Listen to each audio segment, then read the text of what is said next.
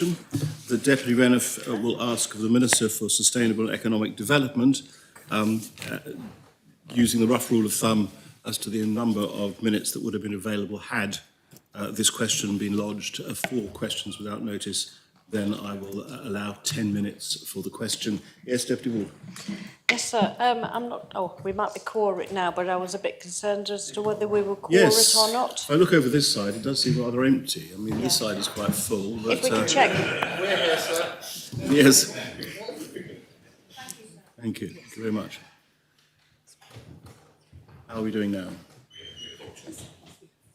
And we have 3 online as well, which 2 online. There we are. Yes, Deputy. Thank you, sir. Will the Minister provide further information on the ramifications of the statement yesterday that the Chief Officer in the Economic Development Department is stepping aside from the ferry tendering process owing to an error of judgment? Minister. Thank you, sir, and I thank the Deputy for his question.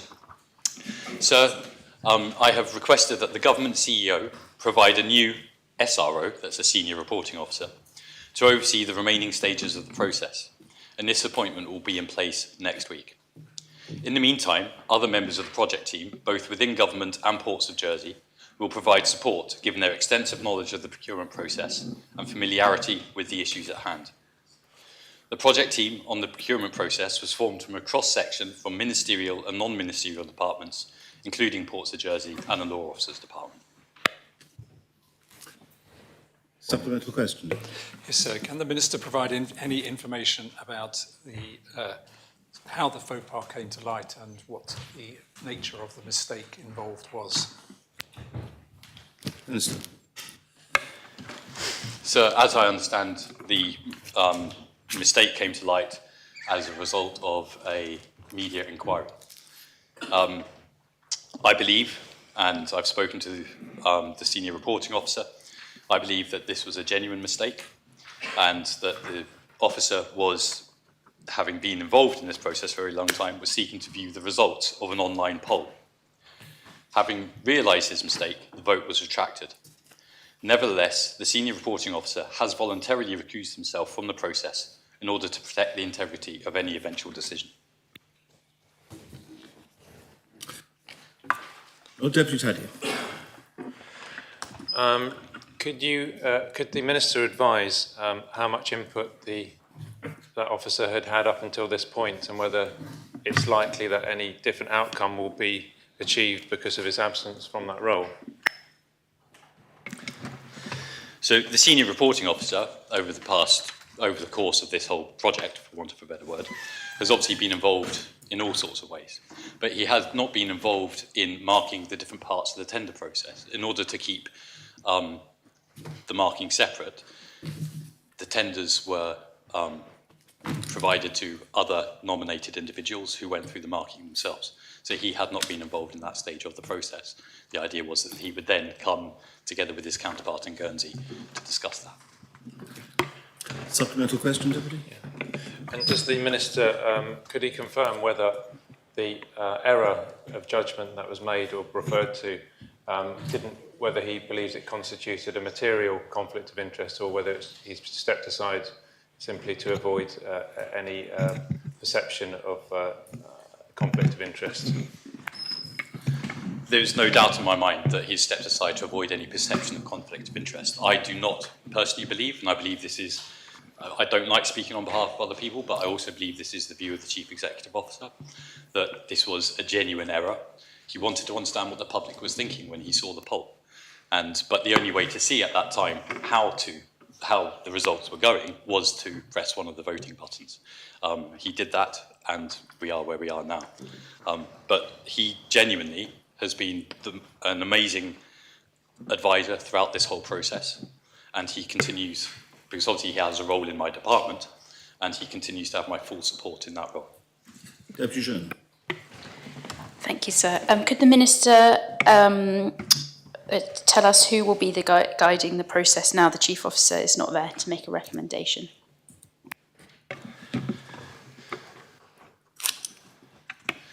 So there will be a new Senior Reporting Officer appointed, At this stage, and I only say this because I always want to err on the side of caution, I believe that the Chief Officer of Infrastructure is the most likely to take up the role of the Senior Reporting Officer going forward.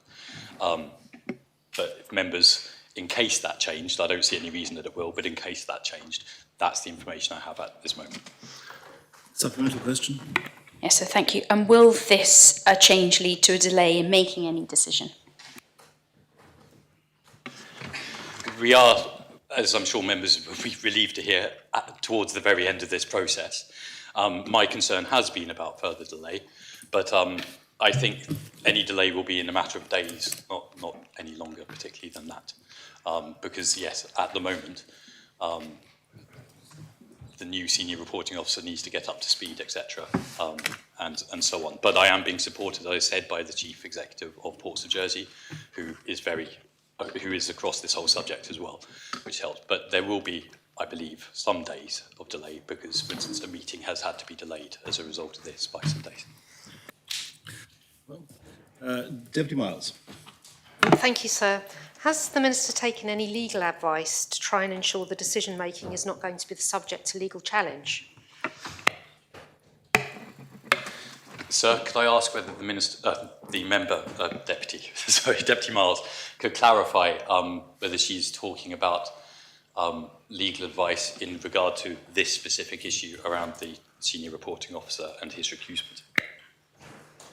No, sir. The question was more about legal challenge from any of the applicants for the tender process. In which case, sir, I prefer to just point out that that's not supplementary to this question. That's not the subject matter of the urgent question, and therefore it's not cannot be asked. Deputy Joseph. Thank you, sir. I wonder whether I may ask the Minister, in relation to the advice that is given to ministers, could he take this opportunity of clarifying that he is the Minister that will be receiving and making the decision, or whether there are other ministers going to be involved in the actual decision in Jersey?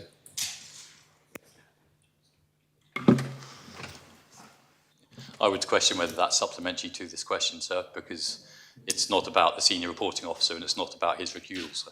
No, but it is. I think it does arise from the question as to the process that is happening now and who's going to be doing what. So in which case, sir, yes, I am the ultimate decision maker in this, but I am not someone who likes to take decisions in a vacuum. So I will be speaking to the Council of Ministers, sir, and I may speak to more people as well. And so I would obviously be seeking the support at the very least of the Council of Ministers and maybe further. Thank you, sir. Supplemental question, Deputy Joseph? I'm grateful for your permission, for your acceptance of this supplementary question, because it relates to the Senior Reporting Officer. Deputy, it's taking up. Reporting. We're taking up limited time. Do you have a supplementary question? Because you were simply well, making a if statement. other ministers are involved in a decision, are they being? I want to ensure that there are no predetermined outcomes, and ministers are, if other ministers are involved, they are also completely clear about their openness in relation to taking this decision. I think that does. Seek the minister's assurance. I'm afraid, in my judgment, that goes too far outside the ambit of the original question. I'll take it further. Okay. Thank you very much, Deputy Gardner. Thank you, sir. Would the Minister please remind the Assembly what was the original date to make a decision on this tender and announce the next ferry operator, and what is expected to be the time now for the final tender, and when he expected new chief officer or new senior officer to be appointed? Thank you, sir. It is interesting talking about original dates because there has always been the understanding, and I believe it's to the best of my knowledge, is in the invitation to tender document, that the dates can be fluid because this is more than just a simple process. This is also this is not a simple process, this is a process between two jurisdictions, which also has a political element to it. We were aiming for the end of September, I believe, if I remember rightly, into October. At the moment, we haven't got there yet, and so, but I expect, despite this this event, I expect to come up with a decision in a couple of weeks, within a couple of weeks. I don't know if it will be this side of the month or whether we'll go into November. But it is important that we make the right decision for the island. And so I think it's important to get this right. And time, in that sense, needs to be subservient to the fact that we need the best decision for Jersey.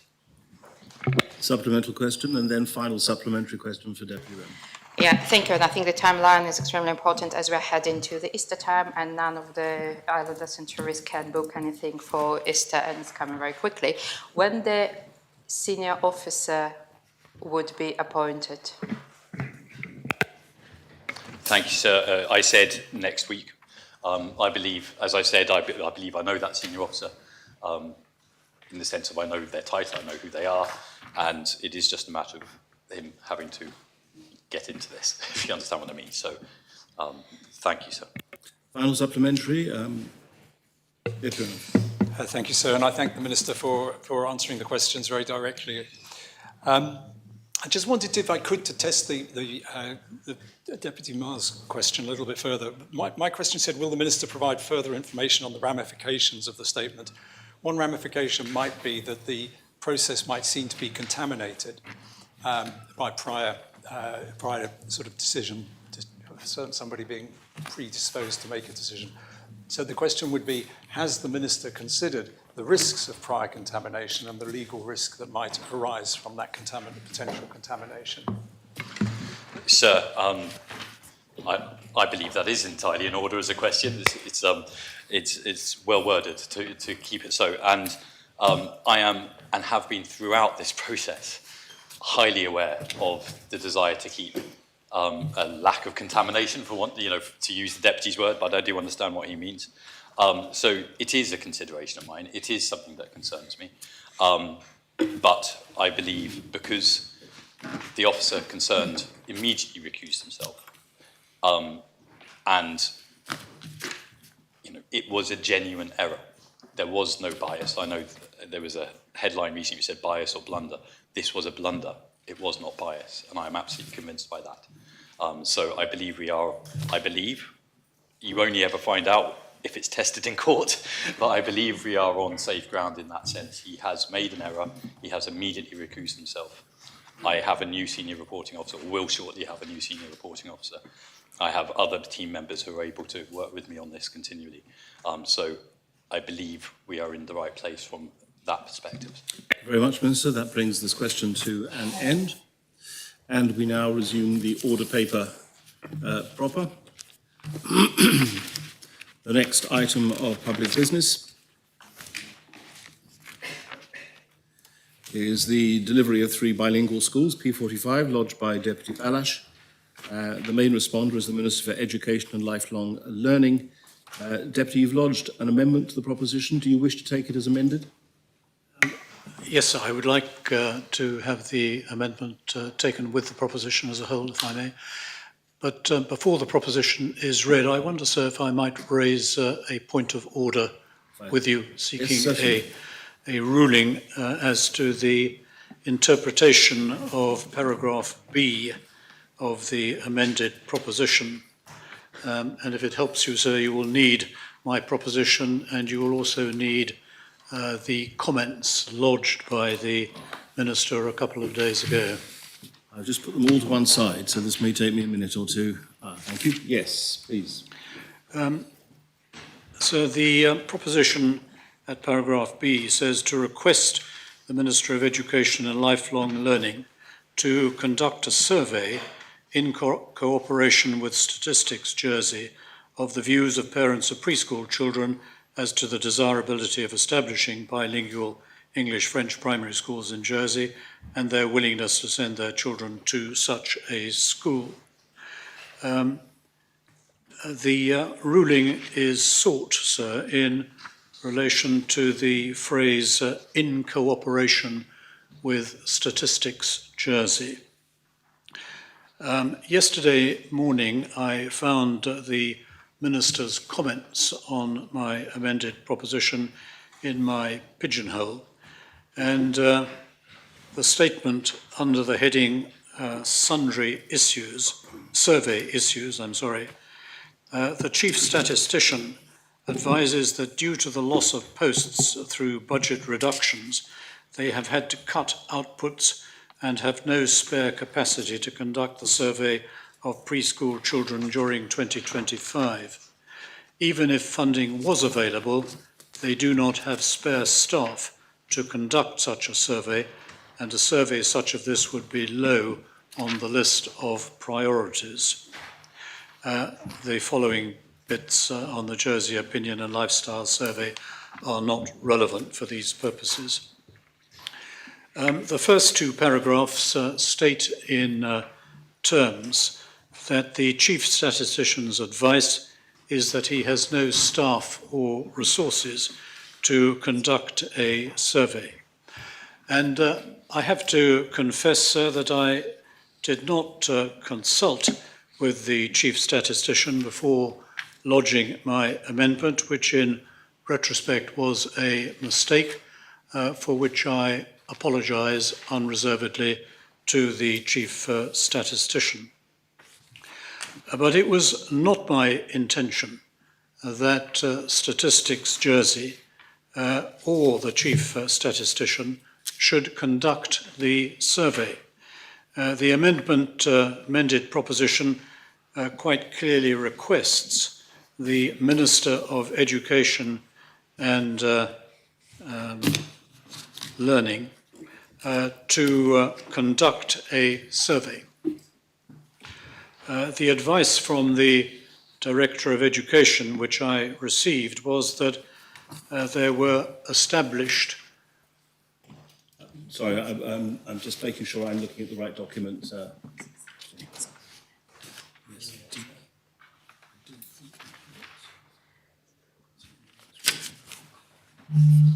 Hang on.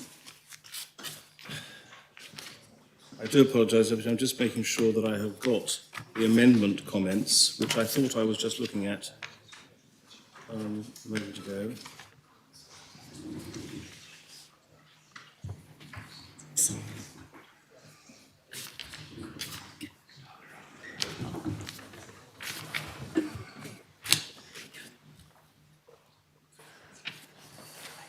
Yes, I now have it, and I apologise. Please do continue.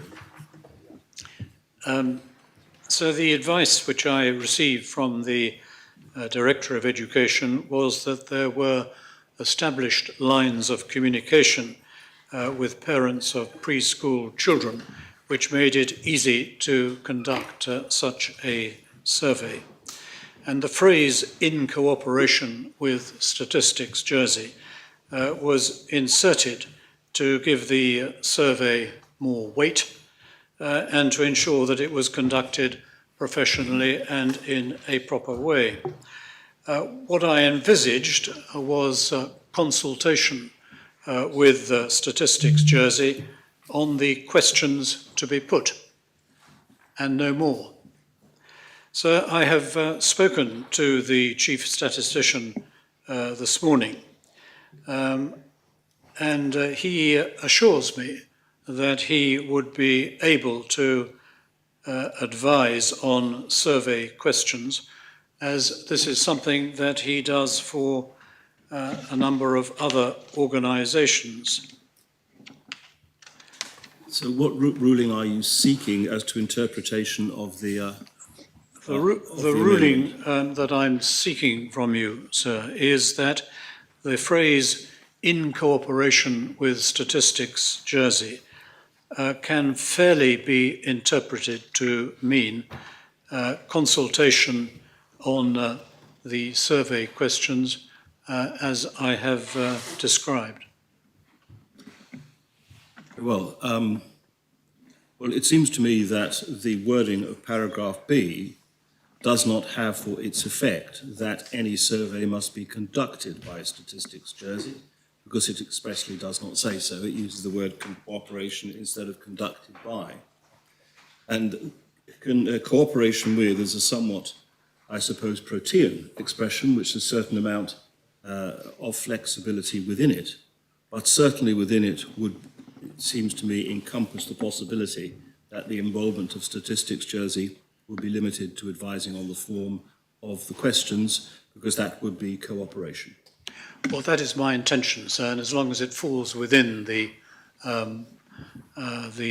phrase in cooperation, then I'm content with that ruling from you. Well, I'm assuming, Deputy, that although you've made it clear now, you will perhaps make it clear again as you open, so that members know what you're anticipating when they vote on the proposition and the amendment. You would like to have it taken as amended? I'm sorry, sir? You would like to have the proposition read as amended? Read as amended, yes, please. Members agree that it may be read as amended? Very well. Ask the referee to read the proposition. The States are asked to decide whether they are of opinion: A, to approve in principle the conversion of at least 2 primary schools into English-French bilingual schools, with a progressively phased introduction of bilingual tuition in these schools to begin with reception classes. B, to request the Minister for Education and Lifelong Learning to conduct a survey in cooperation with Statistics Jersey of the views of parents of preschool children as to the desirability of establishing bilingual English-French primary schools in Jersey and the willingness to send their children to such a school. And C, to request the Minister for Education and Lifelong Learning to appoint, subject to a positive outcome from the survey referred to in paragraph B above, an appropriately qualified project manager to ensure a smooth transition to bilingual teaching and to establish at least 2 bilingual English-French primary schools by the beginning of the academic year 2026 to 27. Deputy.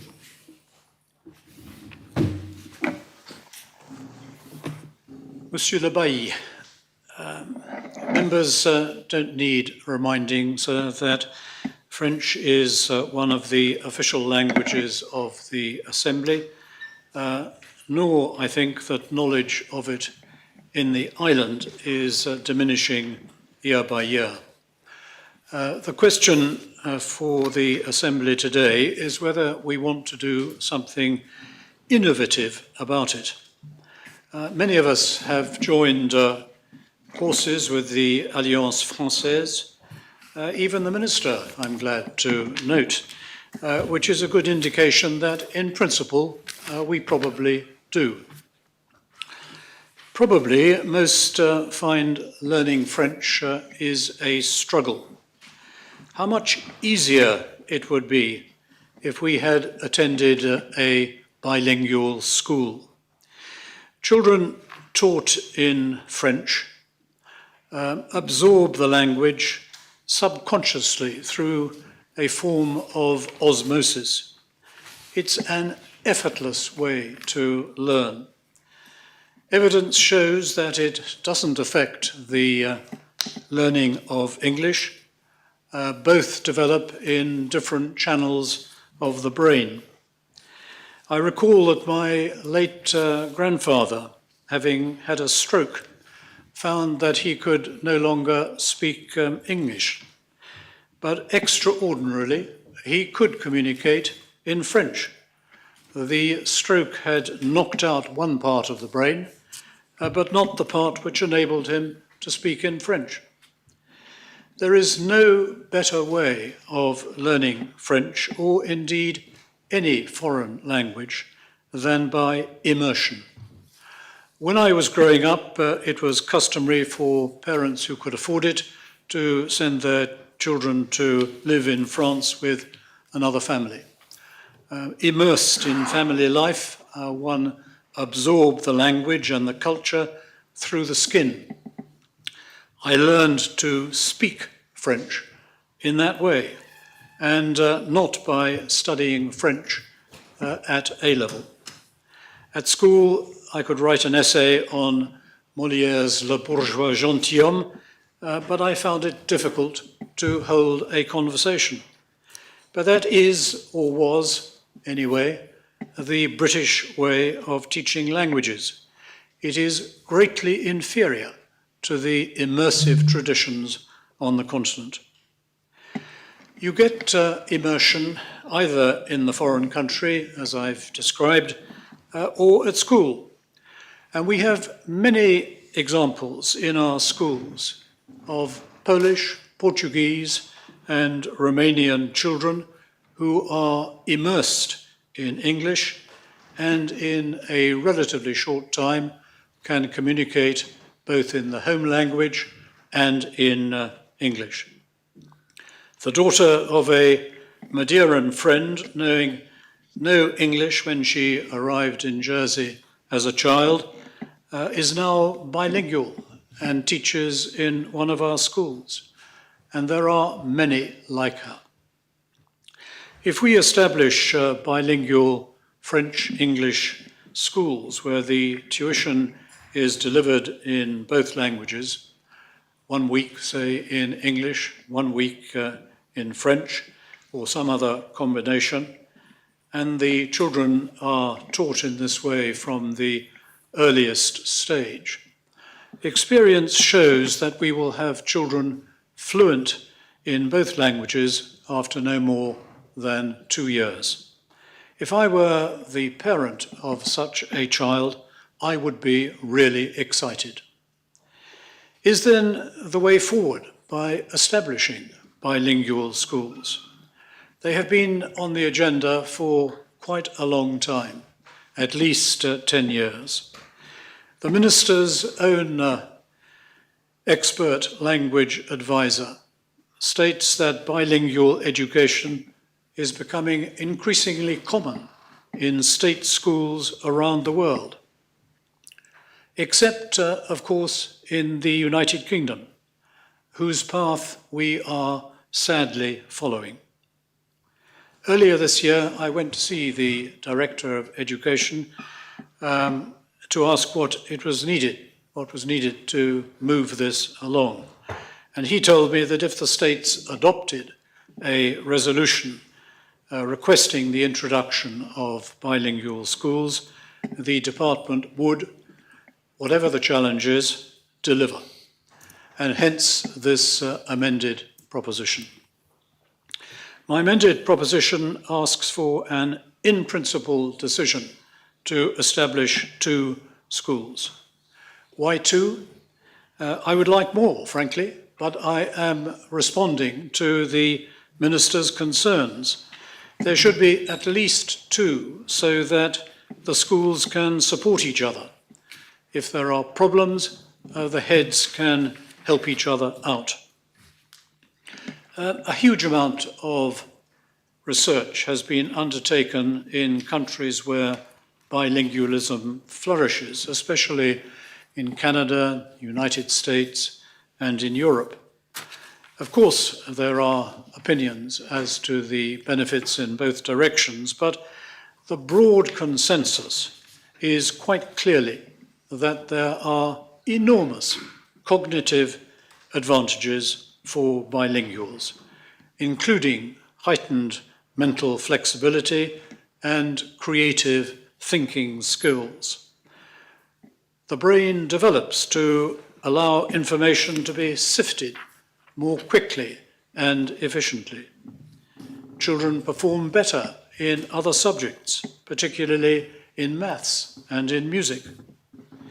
The benefits are experienced by children of all abilities, even those with special needs. Another benefit is that once 2 languages have been mastered, it is much easier to absorb a 3rd and a 4th. Language skills reinforce each other. And that also is the view of the Minister's expert advisor, Dr. Crisfield, who says that bilingual education produces equal or better results in terms of language acquisition and academic achievement compared with monolingual approaches. It is surprising, therefore, and I must say regrettable, that the Minister is opposed to the establishment of bilingual schools.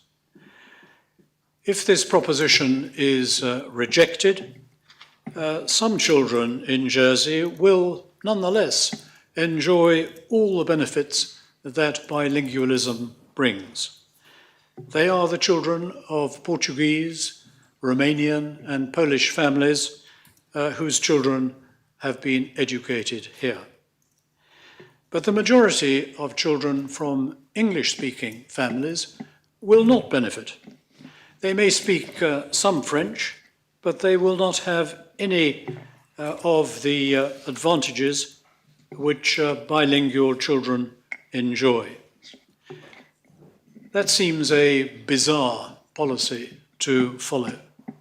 We should invest in the language skills of children from all backgrounds. There are economic as well as educational advantages, and I have described some of those in my reports. France was once our most significant trading partner. It could once more be an important partner, and that would be greatly helped if more people could speak the language. In the hospitality industry in Jersey, employees' ability to speak French would be a great asset for many employers. French is not just the past, as some critics have suggested, but could be the future too. The diplomatic aspect is important too. Political threats come not only from the UK, but also from France. For example, by the invasion of French fishermen and by the threat of a French minister to cut off our electricity supply. Relations with France are nearly as important as relations with the UK. French citizens are, quite rightly, hugely attached to their language and culture. Seeing that Jersey considered the Francophone part of its heritage important enough to establish bilingual schools would have a dramatic effect in French governmental circles. France wants to be a friend, as was emphasized by the ambassador when she came to Jersey a few months ago. Members should not underestimate the importance of good relations with France, nor the effect upon those relations of introducing bilingual schools. The Minister says that there are too many practical problems, but may we have a look at them? I accept that creating bilingual schools would require some changes, but the problems should not be exaggerated. The proposition states that the process of conversion would be gradual and begin with the youngest children, the reception class. We would need native French primary school teachers, but if the state adopts this amended proposition, no more than 2 of them would be required in the first year. Where do we source them? The Alliance Française and Bion will help. The head teacher survey showed that we already employ 8 primary school teachers fluent in French and able to deliver the curriculum in that language. We have good relations with Caen and Rennes universities. I'm sure that those institutions would be willing to second teachers wishing to improve their English. They would need training, but that's not impossible. Another talent pool actually lies in England, where no fewer than 150,000 French citizens live, even after Brexit. There must be among that number dozens, if not scores, of primary school teachers trained in the national curriculum, many of whom would, I'm sure, be interested in teaching in Jersey. And looking ahead, if we do establish bilingual teaching, we will generate our own local bilingual teachers in the future. Sourcing teachers is not an insuperable obstacle, given the will to do so. We only need 2 per year. The cost has been estimated at approximately £1.5 million for 2 teachers but that presupposes that each teacher will be an addition to the establishment. Why should that be so? Native French teachers will be doing what is already done by currently employed teachers. Part of the teaching will be done in French, whereas before it was done totally in English. In a two-form entry school, no extra teachers are needed. Given the very small numbers involved, 2 per year, and the natural turnover of staff, the employment of native French teachers should be easily absorbed in the existing establishment. Cost is a factor, but it has been greatly overstated. The head teachers' survey showed an apparent unanimity of opposition, but I don't think that that is a true reflection of the totality of their views. All those I have spoken to acknowledge the importance of French. If the survey question had been not do you want to convert your school into a French-English bilingual school, but instead would you like children to leave your school speaking fluent French as well as English, there might well have been a different response. The heads are under pressure, and without some positive encouragement from the Minister and his department, for example, a perhaps generous financial allowance to compensate for the additional responsibility of being a head teacher of a bilingual school, and the promise of administrative support and help, they are almost bound to say no. My discussions with some of the heads reveal much more openness to the proposition than appeared from the survey. I want to close by saying a few words about bilingual schools and the importance of French in the context of Jersey's heritage and its psyche or soul or spirit. Most Jersey people, certainly of a certain age, understand in their bones why the French language is important. It's not just the French family names, the road names, the place names, nor is it just the old traditions like Visite Royale and Broncage and Clameur de Haro, nor is it our historical links and physical closeness to France, although all these things count. It is that the French language and Jérier too are part of our makeup, part of what differentiates us from England. Jersey is not England, and our linguistic heritage is a large part of what makes Jersey different and special. It is part of our island identity. We are losing that special identity, slowly but inexorably. We may have made modest progress in primary education recently, but not nearly enough to reverse the downward trend of the last 75 years and more.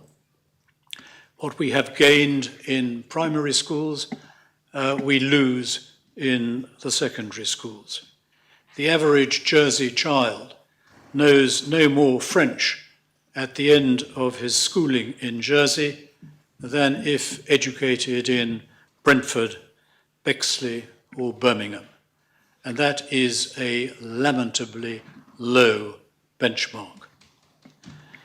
Apart from the Europeans and the other immigrants who have brought their languages to Jersey and enriched our community, we are a monolingual society, detached from our past. If it continues, we will become a diminished place, indistinguishable from communities in England. And that would be, in my view, a tragedy. Do we really want to follow the UK down this path? We should not be frightened, just once, to be bold and innovative.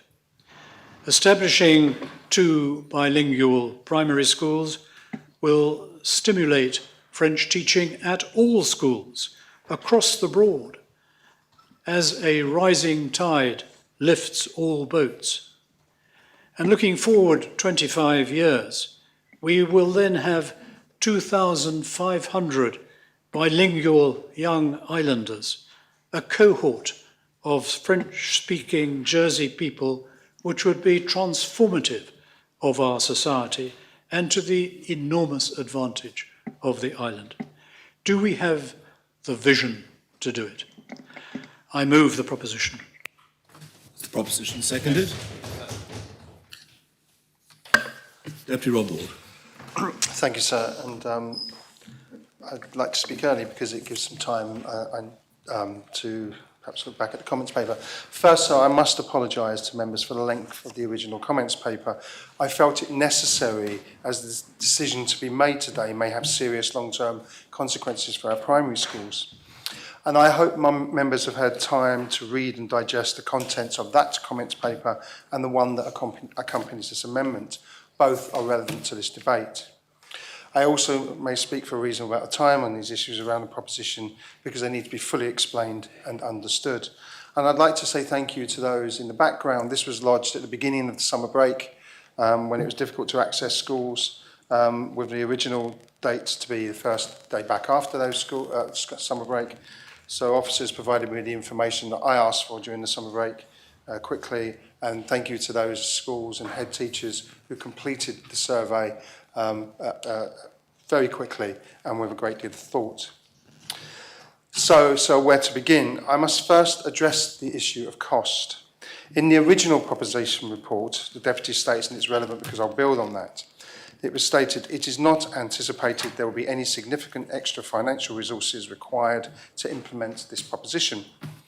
I did not agree with this statement. The original comments paper on page 5 and 12, the costs for the start of ongoing development of this provision across 3 schools. The amendment states 2 or more schools, at least 2 schools. These costs have not been addressed in the amendment. The report with the amendment states, it is possible that there are resources within the Education Department which would enable the appointment of a project manager, but if not, it is estimated a 12-month appointment will cost in the region of £60,000. So making this decision on it being possible that there are resources with this minimal estimate exemplifies the lack of reality in the cost of implications of this proposition. And even as amended, the proposer states, undertaking the headship of a new bilingual school is undoubtedly a responsibility which is deserving of an additional allowance, but none of that cost has been put into the amended proposition. This also separates some heads from pay scales, which changes dramatically the way that we employ head teachers. But the proposition gives no sources for this money and no costs for this change. The estimate given in my original report to the proposition are provisional but realistic to address the additional delivery of the ongoing curriculum in primary schools. And I emphasise that word purposefully. Because this is the first time I'll make clear that this position is not about simply using French as a language in primary schools, but the complete delivery of Key Stage 1 and Key Stage 2 curriculum in French. The specialist use of language is more complex, which requires staff who are trained to specific levels, or fluent speakers who are qualified to deliver the curriculum, trained as teachers. Bilingual education is a term that refers to, and I quote, the teaching of academic content in 2 languages, in a native and second language. It is more than simply speaking in another language, but teaching concepts and content in that second language. And what about those students whose native language is not English? Are they to be excluded or segregated because they have to learn their English in order to access that curriculum as well? We must recognise that the primary curriculum across all subjects is highly organised, detailed and sequenced from nursery to year 6. They are sequenced to be taught in English and will have to be sequenced to be taught in French as an additional language. There are costs of planning and resourcing the materials for the parallel curriculum in a matching sequential way in a different language. Teaching may take longer and have an impact across the year, as will any assessments undertaken during those later years. The proposer at no point addresses assessment. You cannot teach everything twice unless you have half the content. And this curriculum up to year 6 prepares our children for year 7 and later formal qualifications. Gaps cannot simply be caught up later. And what of secondary schools? When a project ends, what happens to teaching? There will be costs of employing and training additional teaching assistants.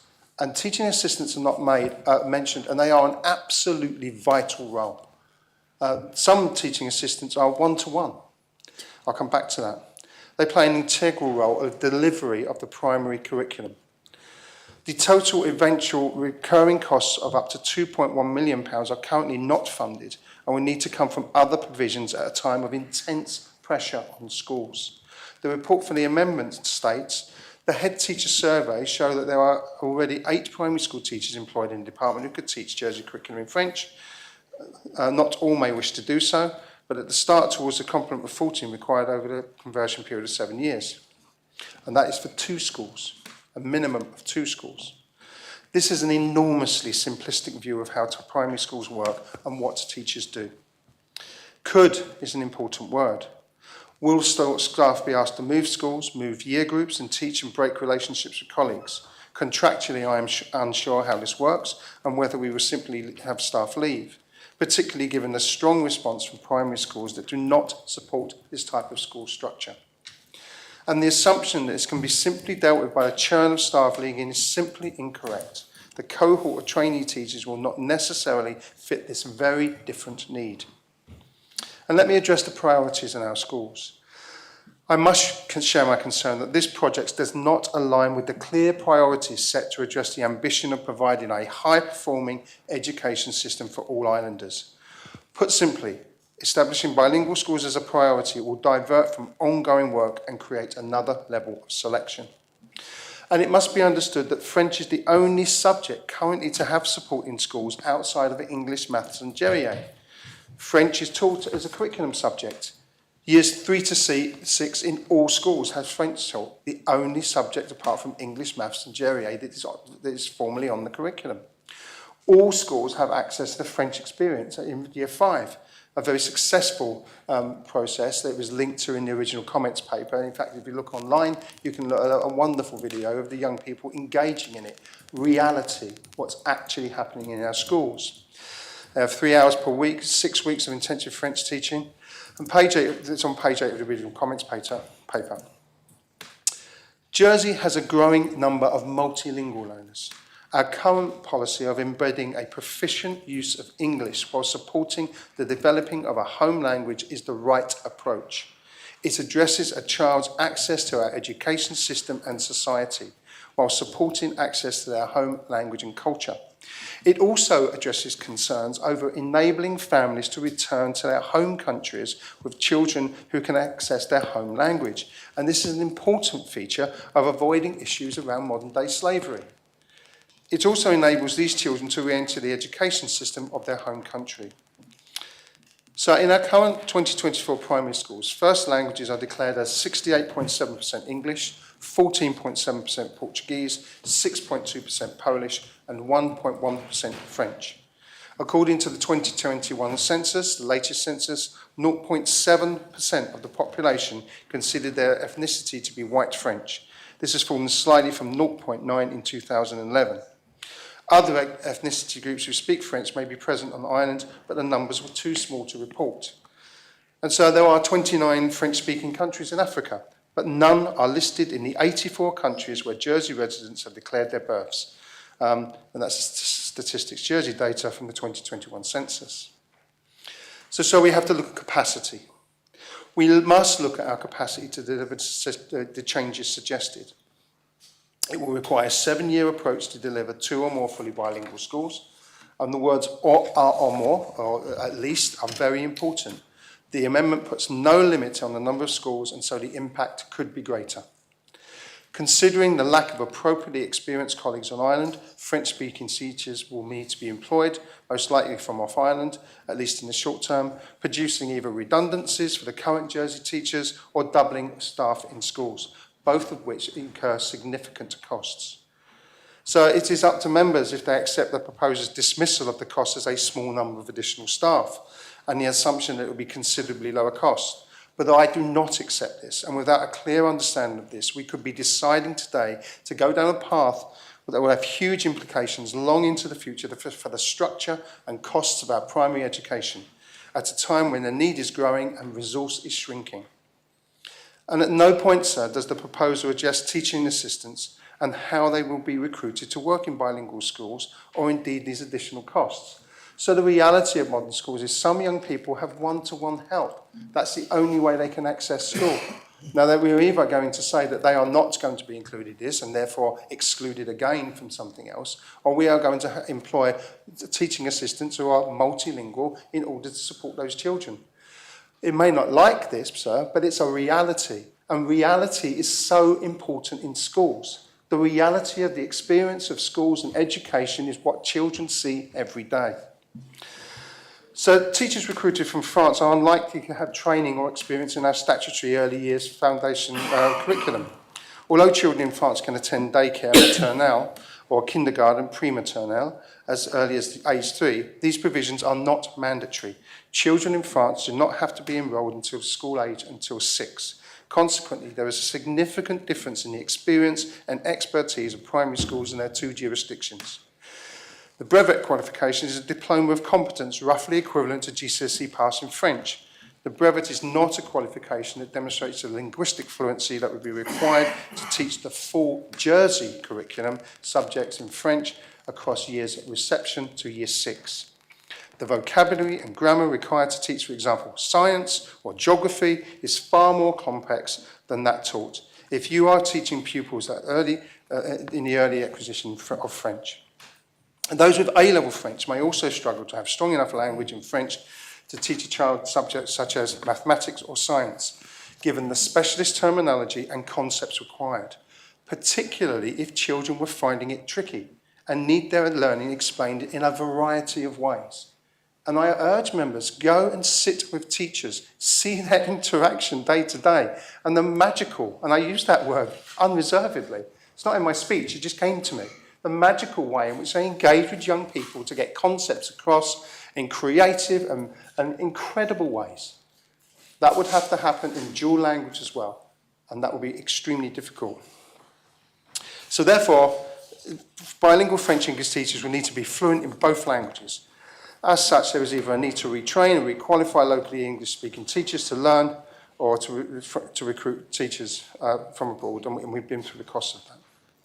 So the other area, and I apologise for going on, but it's very important that we cover everything here, is catchment.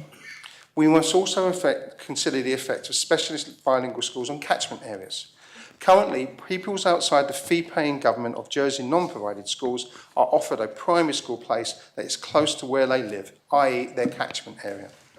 If we include a new criteria of parental choice to opt for or against bilingual schools, this will have impacts.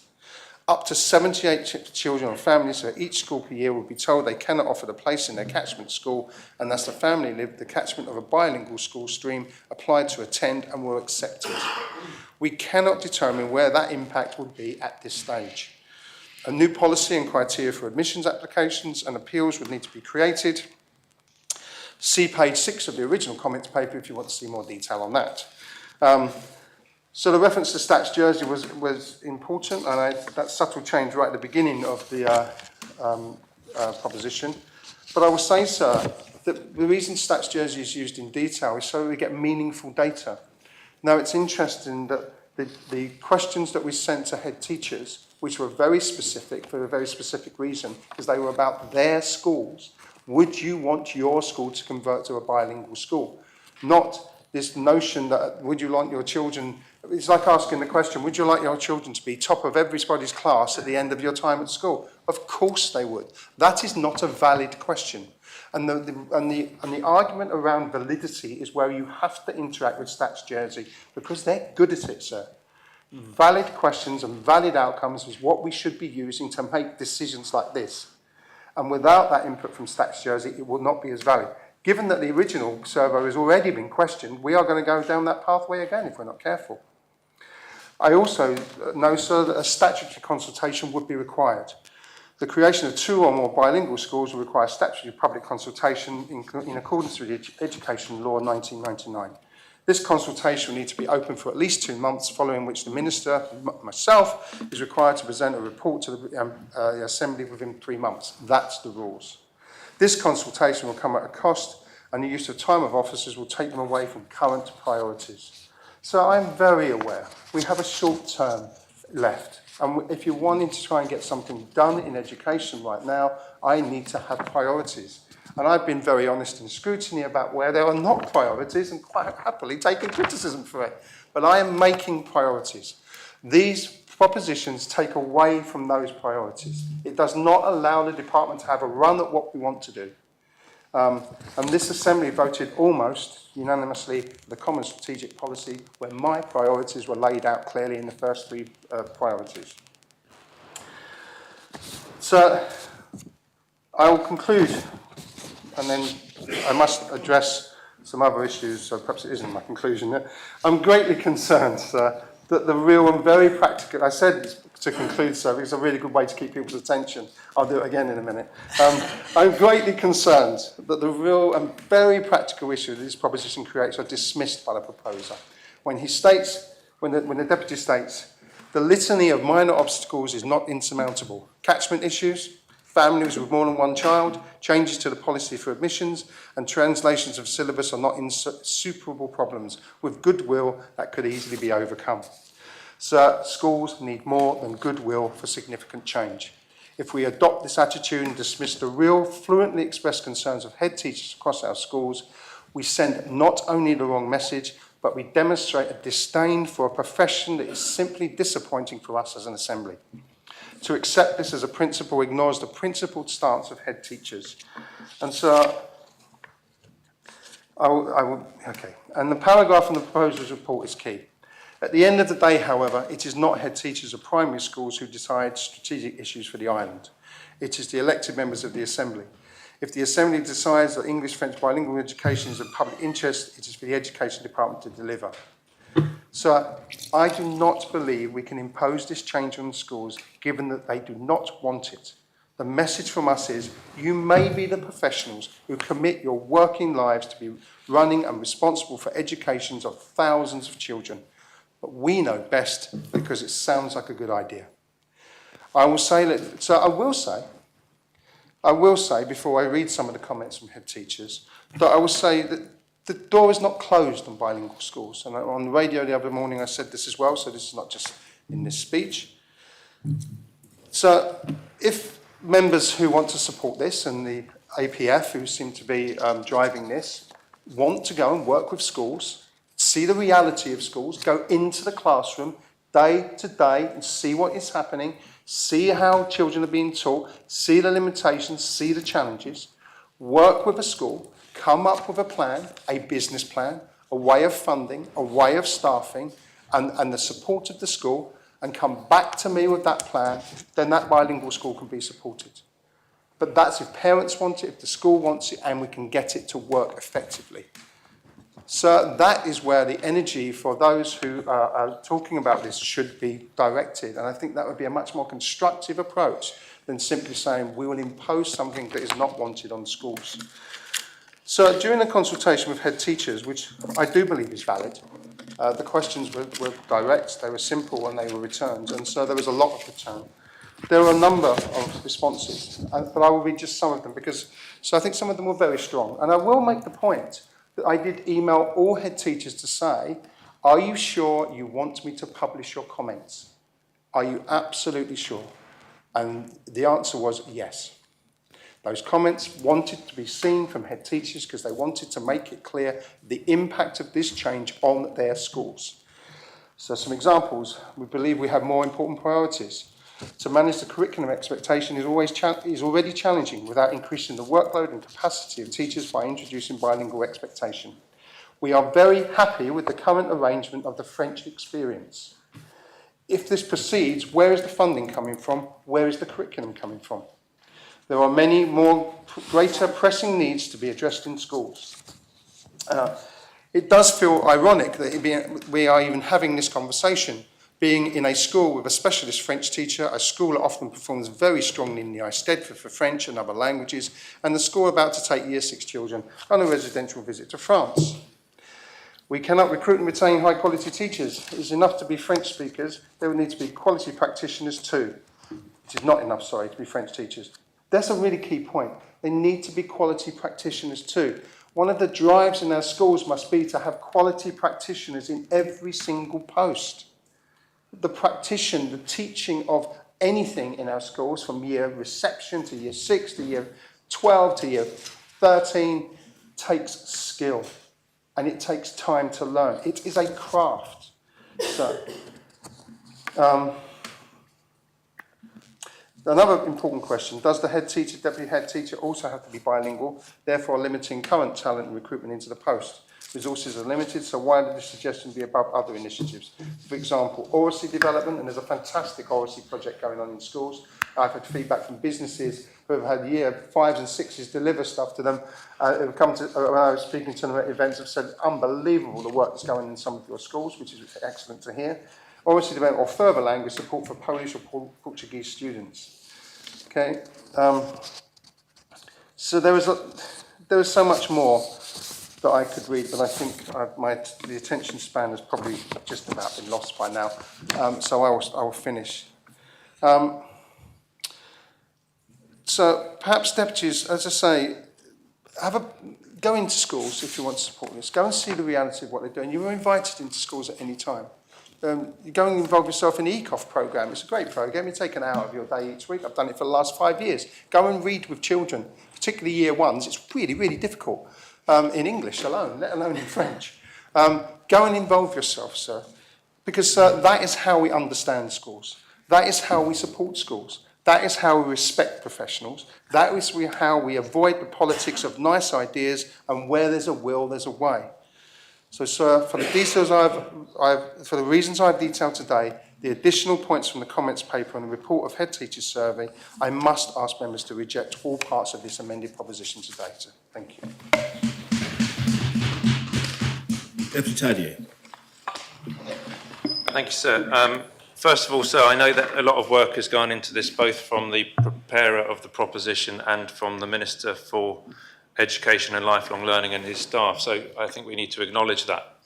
I also want to say that I think what has been set out in this proposition by the mover is not just the creation of 2 bilingual primary schools that can teach in French, and I'll get back to that in a moment, but I think it's actually setting out a vision for what Jersey could be like. I think in my speech, though, I will both look backwards, but we can't stay looking backwards forever. We have to look forwards.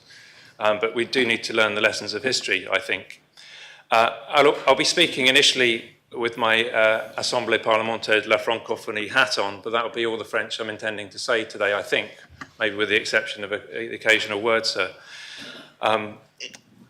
So with that hat on, it's important to remind ourselves that every member in this Assembly, whether we want to be or not, is automatically a member of the Assemblée Parlementaire de la Francophonie.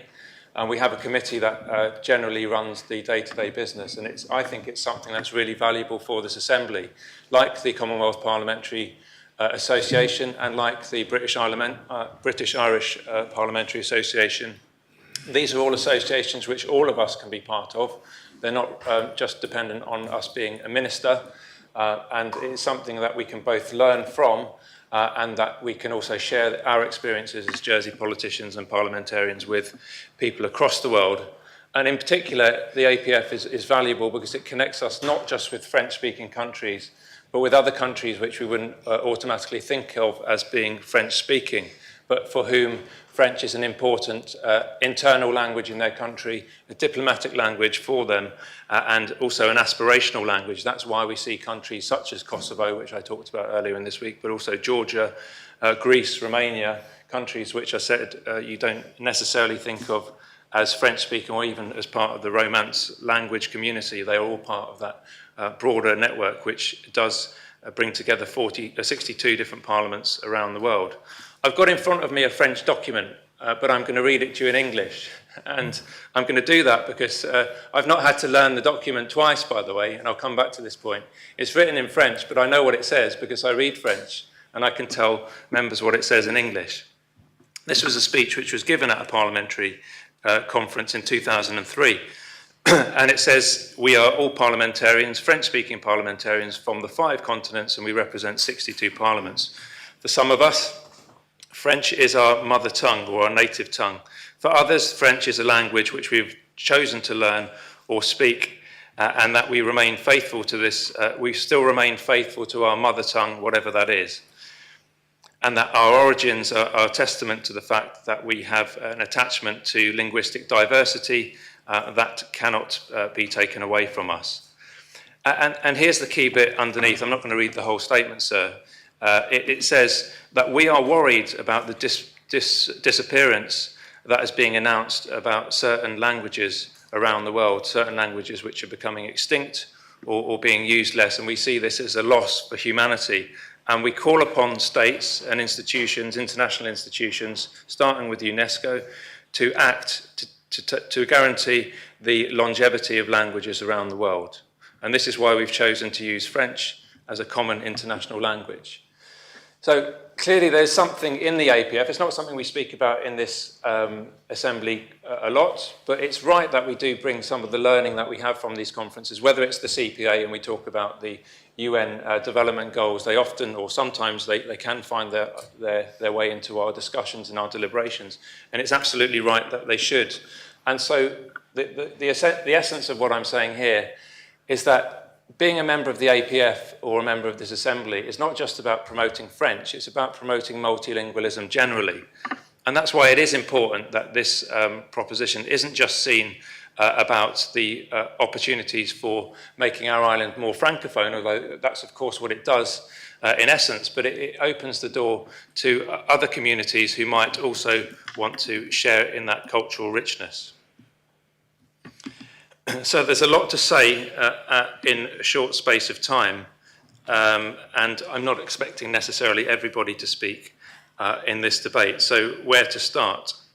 The first thing I would say is that I'll quote a friend of mine who's also a Jersey academic who doesn't live in Jersey at the moment, called Kit Ashton. Some of you may know him. He's somebody who has received funding to study a PhD ultimately, and he's been a big supporter of music, a big supporter of Gerrier, and a big supporter of French and multilingualism more generally. And he talks about this concept that John Kelleher, the local historian, has referred to in some of his work, about how Jersey effectively became a trilingual island and it's moved to becoming effectively a monolingual Anglophone island in the space of a few years. Of course, it's not completely monolingual because there are other cultures that exist in Jersey who have their own language and culture, and that adds to the tapestry. But for the main part, we have become, in the last 100 years, and arguably less, a single language English-speaking island. How does this happen? Well, it happens sometimes subtly.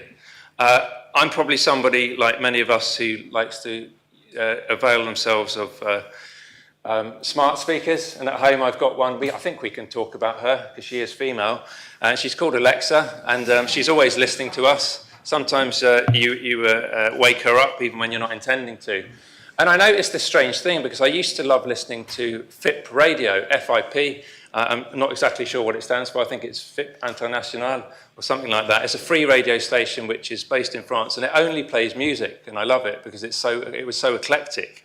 And then I used to say, Alexa, play FIP, and she would play FIP if indeed she can be called female. It was really eclectic music. It wasn't just French music, it was music from around the world, and sometimes it would be jazz, but don't worry, Deputy Miles, sometimes it was also folk, and there was very little opera in there, it has to be said. And it was great, it really was. But then all of a sudden it just stopped working. So when I would say, Alexa, play FIP, it wouldn't do that, and it would try and direct me in some other direction. I'm not sure what the reason for that was, but sometimes we get nudged subtly about what we're presented with. And if I were to say or to ask members in the Assembly, or indeed stop a man or woman in the street or a child at school and say, could you tell us who the Prime Minister of the UK is? There's a good chance they'll be able to tell me. They'd probably tell me who the leader of the opposition was. If I said, do you know who the leader of America is, who's the president, they'd probably tell me who are the candidates in the French presidential election. Good chance that they'd tell me. If I said, do you know who the Prime Minister of France is, probably start to scratch their head a bit. And if I said, do you know who the leader of the opposition in France is, they might say, is there a leader of the opposition in France? That's a good question, in fact. Why am I saying that? It's because actually, if we stick on the radio locally, Radio Jersey, which I increasingly think should just be called Radio England, or probably just Radio Guernsey, let's face it. You never know quite what you're going to get. You'll probably hear a lot about what's going on in the UK, but you'll hear very little about what's going on the mainland, which is, of course, France. I can prove to us that is the mainland. I think Deputy Joseph alluded to it earlier on, because I take you to the north coast, or I'll take you to the east coast, and we'll see which land mass we can see first. Is it going to be England, or is it going to be France? I think you'll be looking for a long time if you're trying to see the former. So I think the reason about why French, which is what one of the head teachers asked, is, as I think, well been made. We don't need to say why French. We need to say why not French. And I think I'd like to just answer some of the questions that have come up here. As I said, we can't cover everything. There's a comment in the amendment from Deputy Balash, and I'm glad that he has amended it. It's to 2 schools, which refers to a minister's comment saying that not all bilingual programmes are a good fit for every student, and that's something that came from one of the academic consultants. And so that's right. But what we're asking for here is not a compulsory bilingual education system. We're saying, if it's possible, can we agree in principle today that we could have 2 bilingual primary schools, that we should have 2 bilingual primary schools? And if that is possible, that we can decide that in principle, let's also have a consultation, which I fully understood means consult with Stats Jersey, which is what I would do. So if I was doing an important survey myself, either for a St. Brelard matter or for even a scrutiny matter, we would sit round probably, we may even devise the question ourselves, the questions, but we would run it past Stats Jersey to say, are these fair questions? Are these are not leading questions? And will it be a reasonable survey? So I think certainly Part B is something that we could support today, because, and there is an inherent safeguard in here, isn't there? Because what we're being asked to do is, okay, agree in principle. That's a big ask, I accept. It's a departure from what we have. But I would say that the idea of immersion schools in Jersey, where you learn in a different medium to your own language, is not a new thing. We go back to even just before the occupation, and we were asking pretty much all students, certainly all Jersey-born students, were having to be educated in a foreign language. We were sending them to school to be taught in English, when the language that they had at home was either Gerrier, probably Gerrier, or French in a lot of cases, and it could have been a mixture of the two. And there were some students, pupils in town who may have been English speakers as well. And they seemed to get on with it, you know. I know that my father, for example, didn't have any problem with arithmetic. And then so it comes back to this idea of teaching twice. You don't need to teach twice. If you were teaching that birds fly in the sky or that fish live in the sea, then those facts, once they're known and they're understood, they're there in your brain. You don't need to be a French speaker or an English speaker or a Portuguese speaker to know that birds fly in the sky. And so it doesn't matter which language you know it in. What you do need to do, though, however, is pick up the vocabulary. So you might need to know what the word is for bird in French, or if you're already a French speaker, you might need to know what it is in English, and that will be learnt very quickly when you're young, but you don't need to teach the concept of birds, fish, sea, sky, gravity, etc. Those are concepts which can be taught in any language. And I also picked up a comment that quality practitioners are what are needed here, not just linguists. So my question is, can you only be a quality practitioner if you are an English speaker? Are teachers who speak French, or French teachers in other countries, are they not also quality practitioners? I would say yes, they are.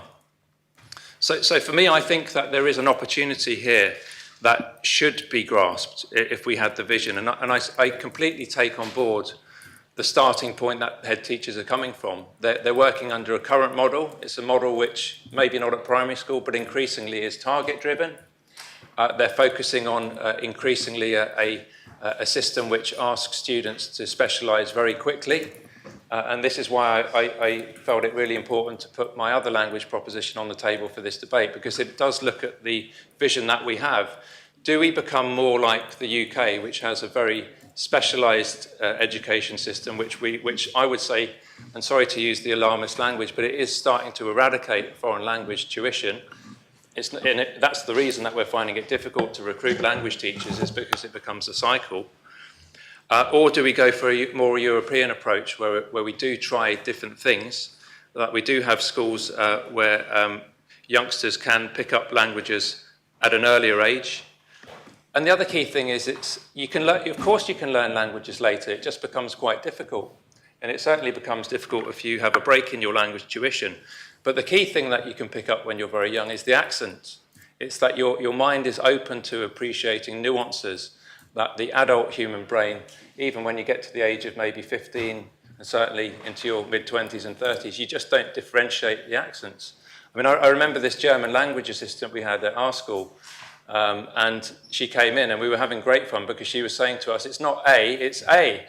And we were like, what do you mean? It sounds the same. And of course, there was a subtle difference there, which some could pick up and not everybody. But I know if you're doing that with 3 or 7-year-olds, they were saying, oh yeah, there is a slight difference between U and U.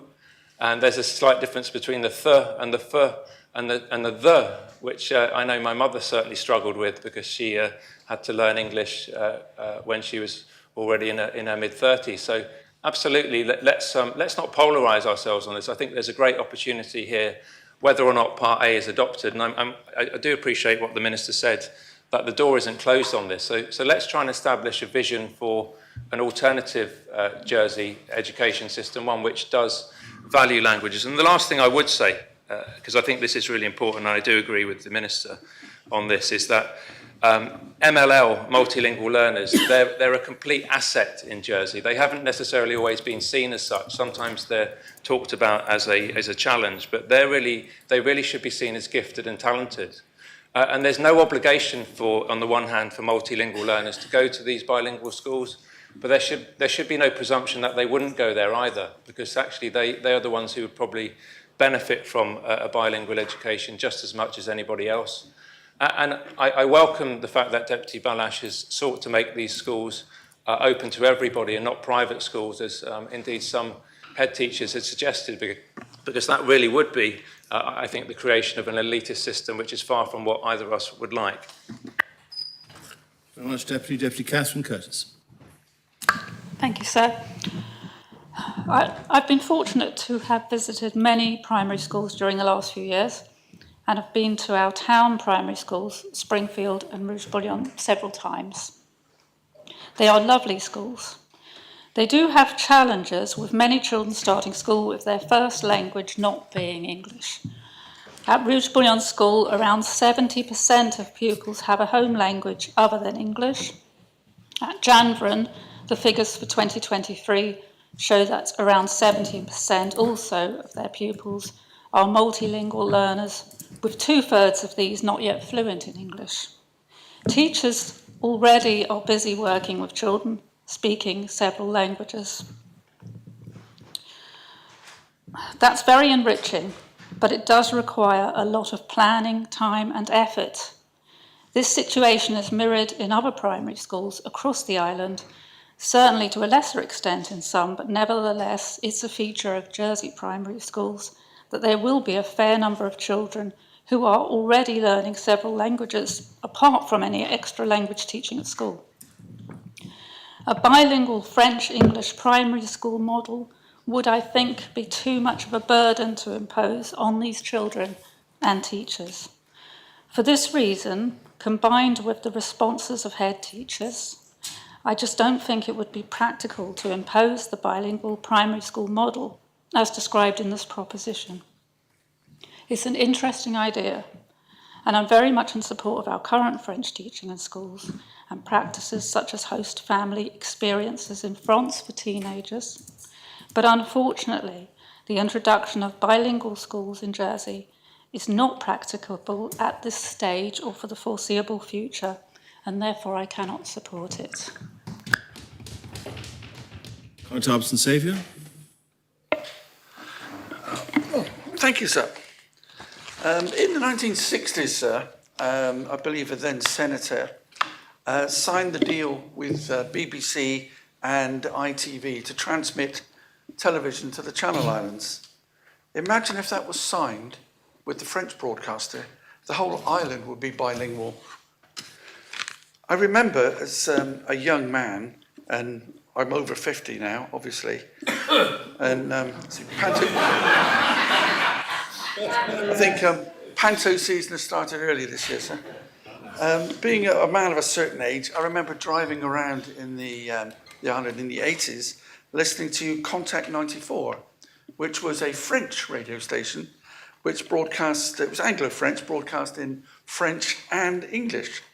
And the DJs would switch from French to English, back to English, French again, effortlessly.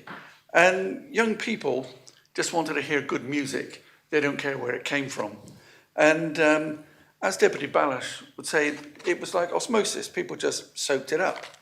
This radio station was broadcast out of Lessay, and I believe it was shut down in 1991 because I think the European Parliament decided it was illegal to broadcast from one country to another. Another station I used to listen to was Force 7, which was also very popular, broadcasting into the night good music from Normandy. I want to be very brief, sir. I'm going to upset the Education Minister here, but I would inquire whether Deputy Balash would take the A, B and C separately, because I would definitely like to vote for B and just get a feel from the people of Jersey, is this something they would wish to have in the island? And I will leave it there. Thank you, sir. Any other member wish to speak on the proposition? Deputy Alex Curtis. Thank you, Sam. And I will actually, I wasn't going to speak more less so than to ask the same question of Deputy Balash. So I will look to him and maybe for a nod for the Assembly's indication. Is Deputy Balash considering taking this in part? Wonderful. And the first time I saw this proposition, I don't intend to speak long, I thought about deliverability, and as unamended, the proposition set it would be kind to call it an ambitious timetable, which perhaps frankly appeared unachievable, unfunded, and didn't provide the Minister or the Department in any help in how to achieve that. And so I put the proposition to the back of my mind, as sometimes I do with perhaps moonshot ideas, but then we see an unamended one. And it did get me thinking. Like many islanders, and certainly in this Assembly as one of the younger members, I often think and reflect on what gives Jersey its culture and what identity is left of Jersey. Some parts are easy for us to see and feel in the built environment, whether that be our buildings, our farmsteads, how our island's roads are shaped from enclosure of the agricultural industry, from our maritime environment, our legislature, judiciary and parish systems, and indeed some part is left of our financial prudence, both at a personal and to an extent government level. Though some would question that, but we won't open that debate. But I think the point I'm trying to drive at here, though, is it cannot be understated that it feels that so many elements of our identity and culture have been lost over the past 6 to 10 decades. And I say that, and some people sometimes ask me, when you stand and speak in the Assembly and commit yourself to serve, who are you serving and why do you want to serve Jersey in particular? And I would love there to be many reasons I give about what culture we have and what we still have left as an island. But it is sometimes hard to find, and one can feel like they are looking at an island they wish they were part of, albeit knowing rose-tinted glasses are there. And so moving to this proposition and the topic, thinking about what it targets, looking forward and looking who this benefits, it would be children, but it would be wider society. Now, I don't currently have children, and we all set our own ambitions for those who think about children as to what they'd like. Some would like to be own their own home before they have a child. Some would like to have bought a certain car, have a certain job. I'll admit to members that one that has been on my list for years is I would like to be able to add a level of bilingualism to my home life with any future children I may have. And unfortunately, I'm not in the position to do so yet. So speaking as somebody looking to the future, I would relish the opportunity for those to benefit from true bilingualism, albeit I would like to be in a position one day to provide that at home. And I feel myself ashamed sometimes to hear members eloquently use French or Gérier in this chamber, and I wish they do so more, knowing though I won't understand enough of what they say. So the last part really in understanding whether this was going to be taken in part is as to what we are committing ourselves to.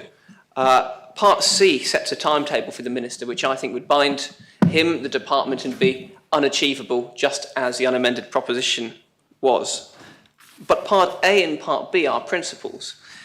And they're one of the rare times that I think we see in this Assembly, as of current, of words, to quote the proposer, of innovation and innovative approaches to the challenges the island face, of vision of what we want the island to be, and of excitement of how optimistic we can be about that. So I'm minded to consider Parts A and B, knowing that this is an element I would like the island to reflect in the future by looking to the past.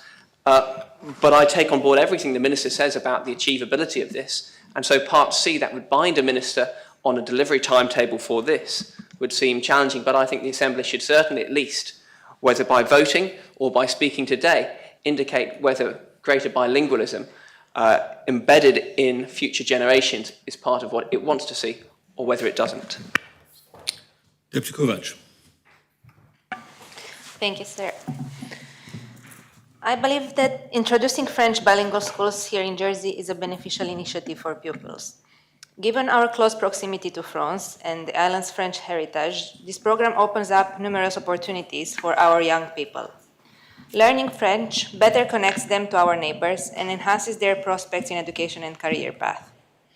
Research consistently shows that being bilingual promotes cognitive development. Studies reveal that bilingual individuals often excel in problem solving, creativity, and multitasking. By learning a second language, our students will acquire valuable skills that will benefit them throughout their lives. Speaking from personal experience, I am perhaps the only member of this assembly who has studied in a bilingual school, both at a young age and when older, and I know that there are related bilingual learning models that could be implemented in easier and less costly ways. I spent 4 years in a bilingual primary French class in Romania and later completed my master's degree in Romania with tuition in English. I can't emphasize enough how transformative this experience was for me. It opened doors, broadened my horizons, and equipped me with skills that have shaped my career to date. Many of my colleagues from those years have thrived in a bilingual environment as well. They have advanced in their careers and pursued higher education, both in Romania and abroad, benefiting from their bilingualism. The advantages of being bilingual or multilingual are undeniable and proved through many studies conducted, and it's also known that better fluency can be achieved into a bilingual environment. I don't believe the amended proposition is imposing a bilingual education, but would make it available for the ones that want to attend such education, irrespective if they afford to pay for it or not. As a member of Assemblée Parlementaire de la Francophonie and a French speaker, I am supportive of this proposition, as the gift of an additional language presents multiple opportunities that our students would otherwise miss. Whether or not the Assembly passes this initiative today, I would encourage further exploration of the idea, even looking at a pilot option for one class to begin with, as I know there are parents interested in having such classes available on the island. I want to conclude with a quote from Jacques Delors, a prominent French politician and economist, highlighting the opportunities that come with learning languages and their value in personal development and cultural understanding. Apprendre une langue, c'est ouvrir une porte sur le monde, which translates as, to learn a language is to open a door to the world. Thank you. Conrad St. Peter. Thank you, sir. Sir, I am a French speaker myself, and I'm supportive of the cultural and heritage aspects of the island's long relationship with France and the French language. I can fully understand why Deputy Balash brought this proposition.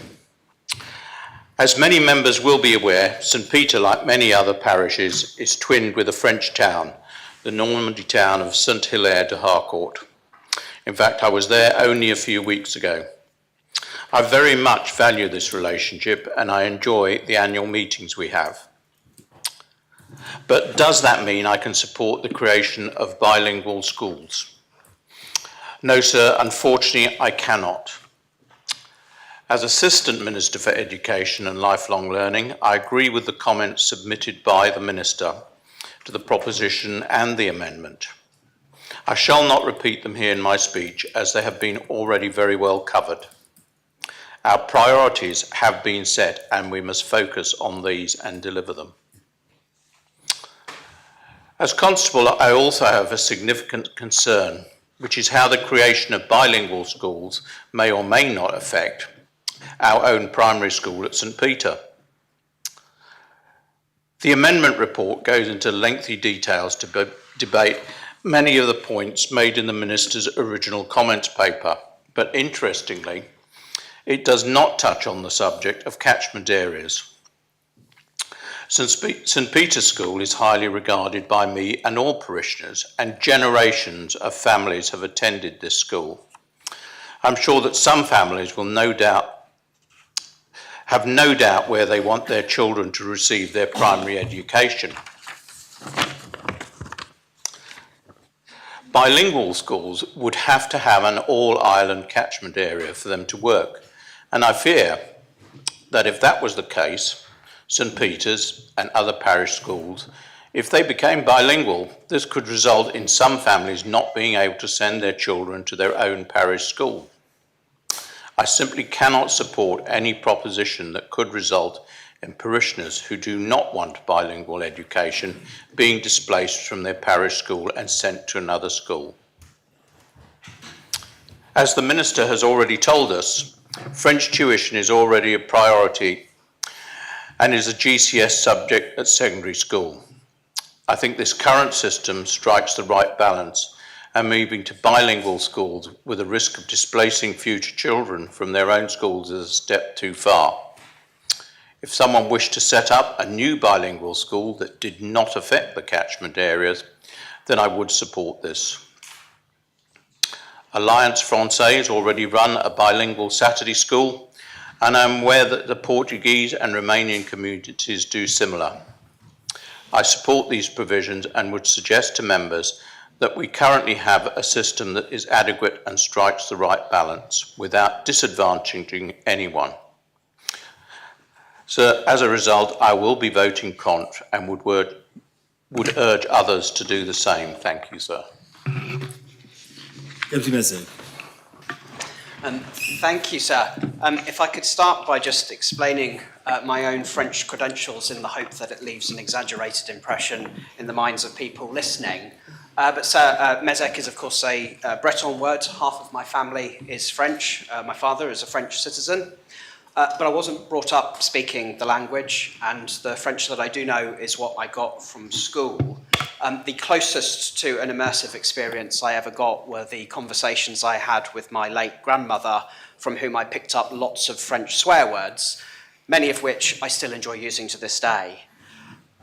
So I'm not going to make an argument about the merits or otherwise on the principle of bilingual education. There are two sides to that, and I don't think I'll convince anyone either way on it.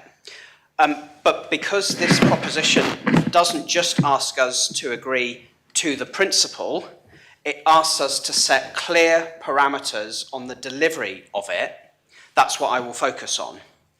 Part C asks us to convert 2 primary schools from 2026, the academic year beginning at the end of 2026, from reception. It is specific in those parameters. It doesn't ask us purely, as a whole proposition, to agree to the principle and then let the Minister work out the detail, the timeline, the consultation, including the statutory part of that, which he has to do, or find the budget for it. I normally don't mind that kind of approach with propositions. In fact, I've proposed a few myself like that. But it only works if you, as the proposer, have the details yourself and can answer the questions on how. And I'm sorry to say that this proposition raises more questions than it answers.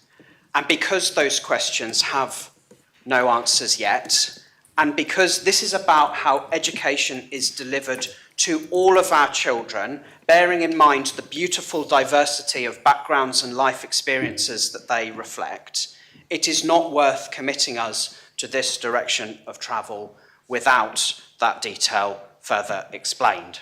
So there are questions that must be answered if we're to feel confident enough that agreeing to this today is the right thing to do. And I'll ask some of those questions. The first question, sir, is where are the teaching staff actually going to come from? Deputy Balash, in his speech and in his reports, attempts to give some indications, but let's be frank, they're not credible. 7 years from the implementation of two bilingual primary schools, at the very least, if they are single form all the way through, would mean a minimum of 14 primary school teachers. But what about the supply teachers? What about when teachers are ill or have to take parental leave? What if you can't find those staff? What if staff don't want to teach through that way and in that environment? Do the non-French-speaking staff get made redundant to make way for French-speaking? Do you move teachers who speak French in one primary school into another, even if they don't want to do so?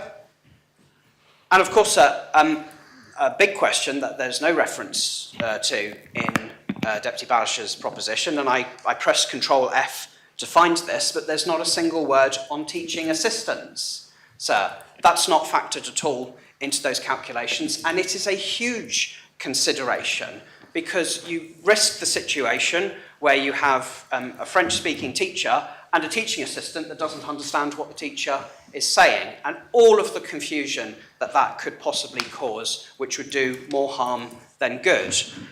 Is that insurmountable? It may well not be, but it's not detailed in this proposition, and the proposition sets a timeline that I can have no confidence would give the Minister the ability to make that surmountable.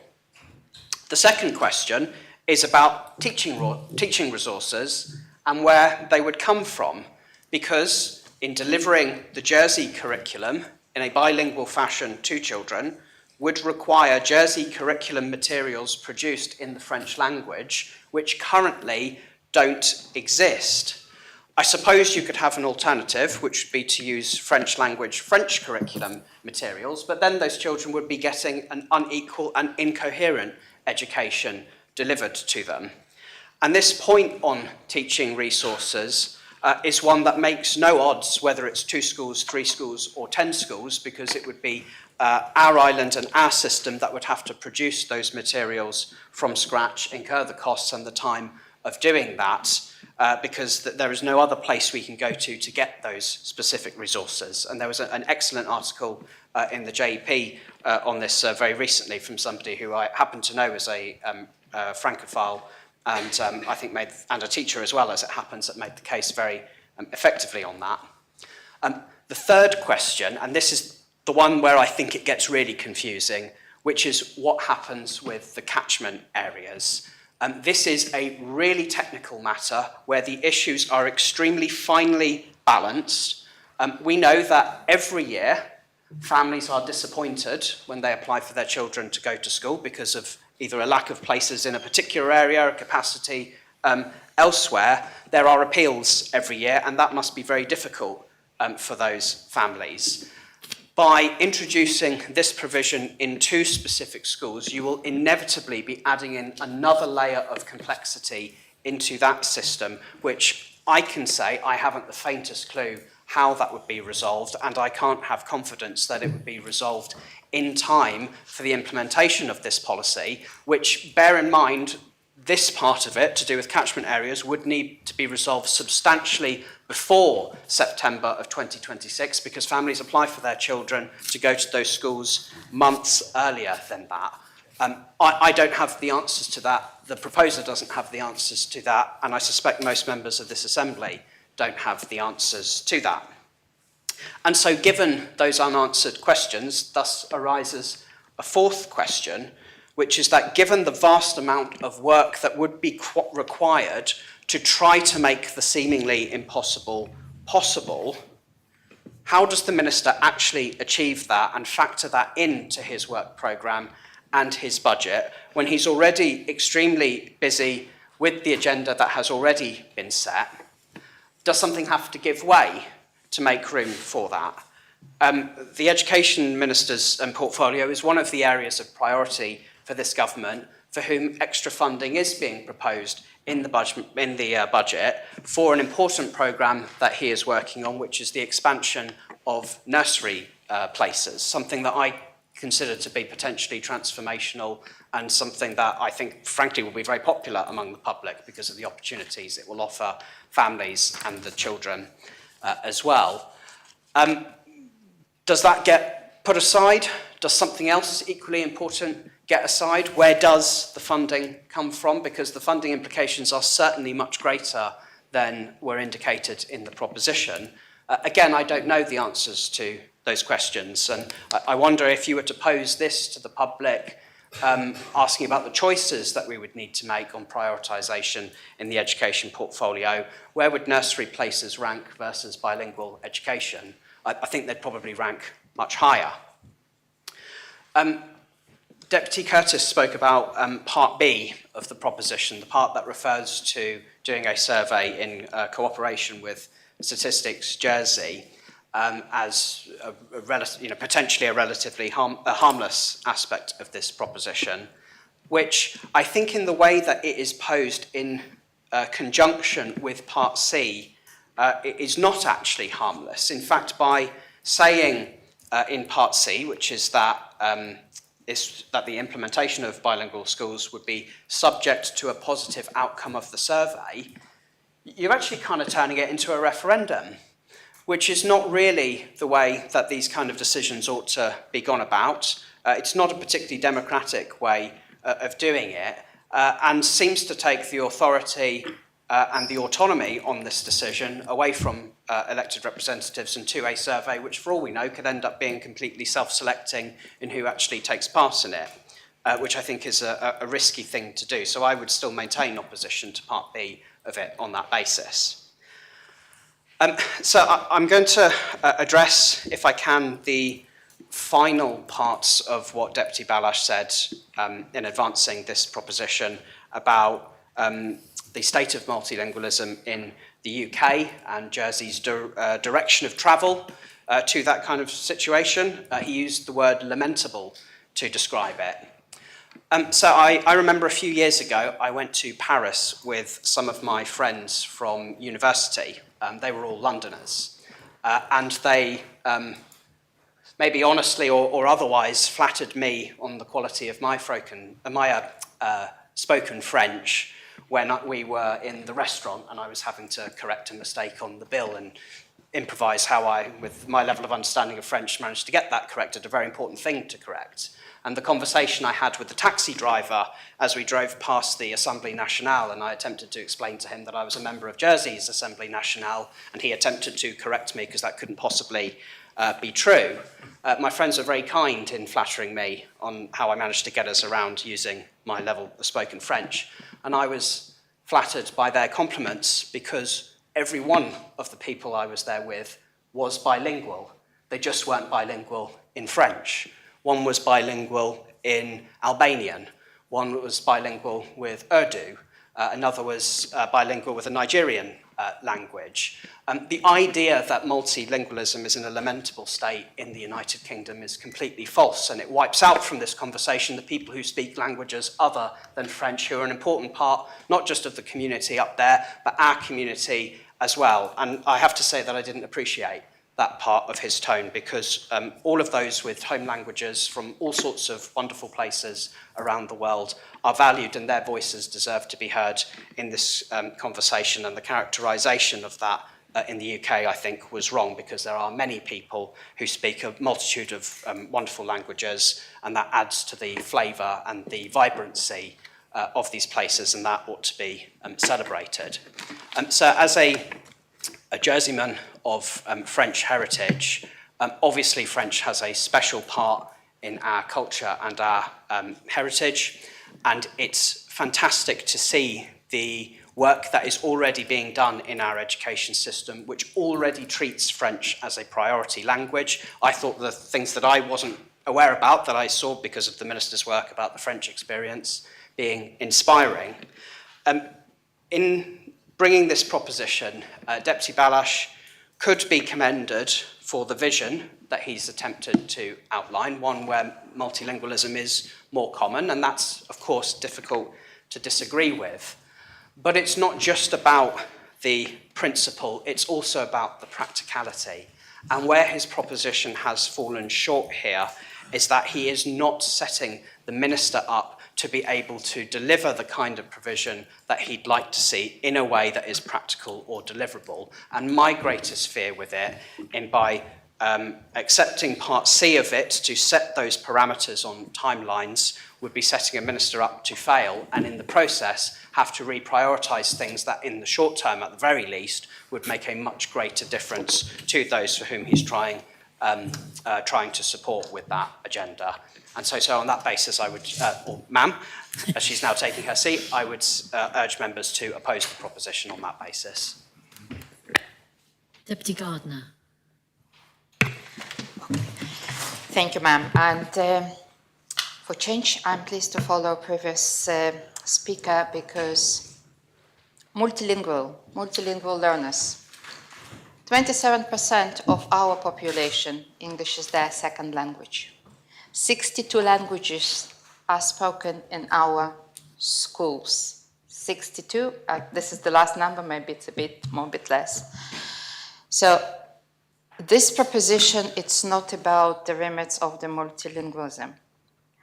I think we are fortunate that most members of this assembly are bilingual or even multilingual.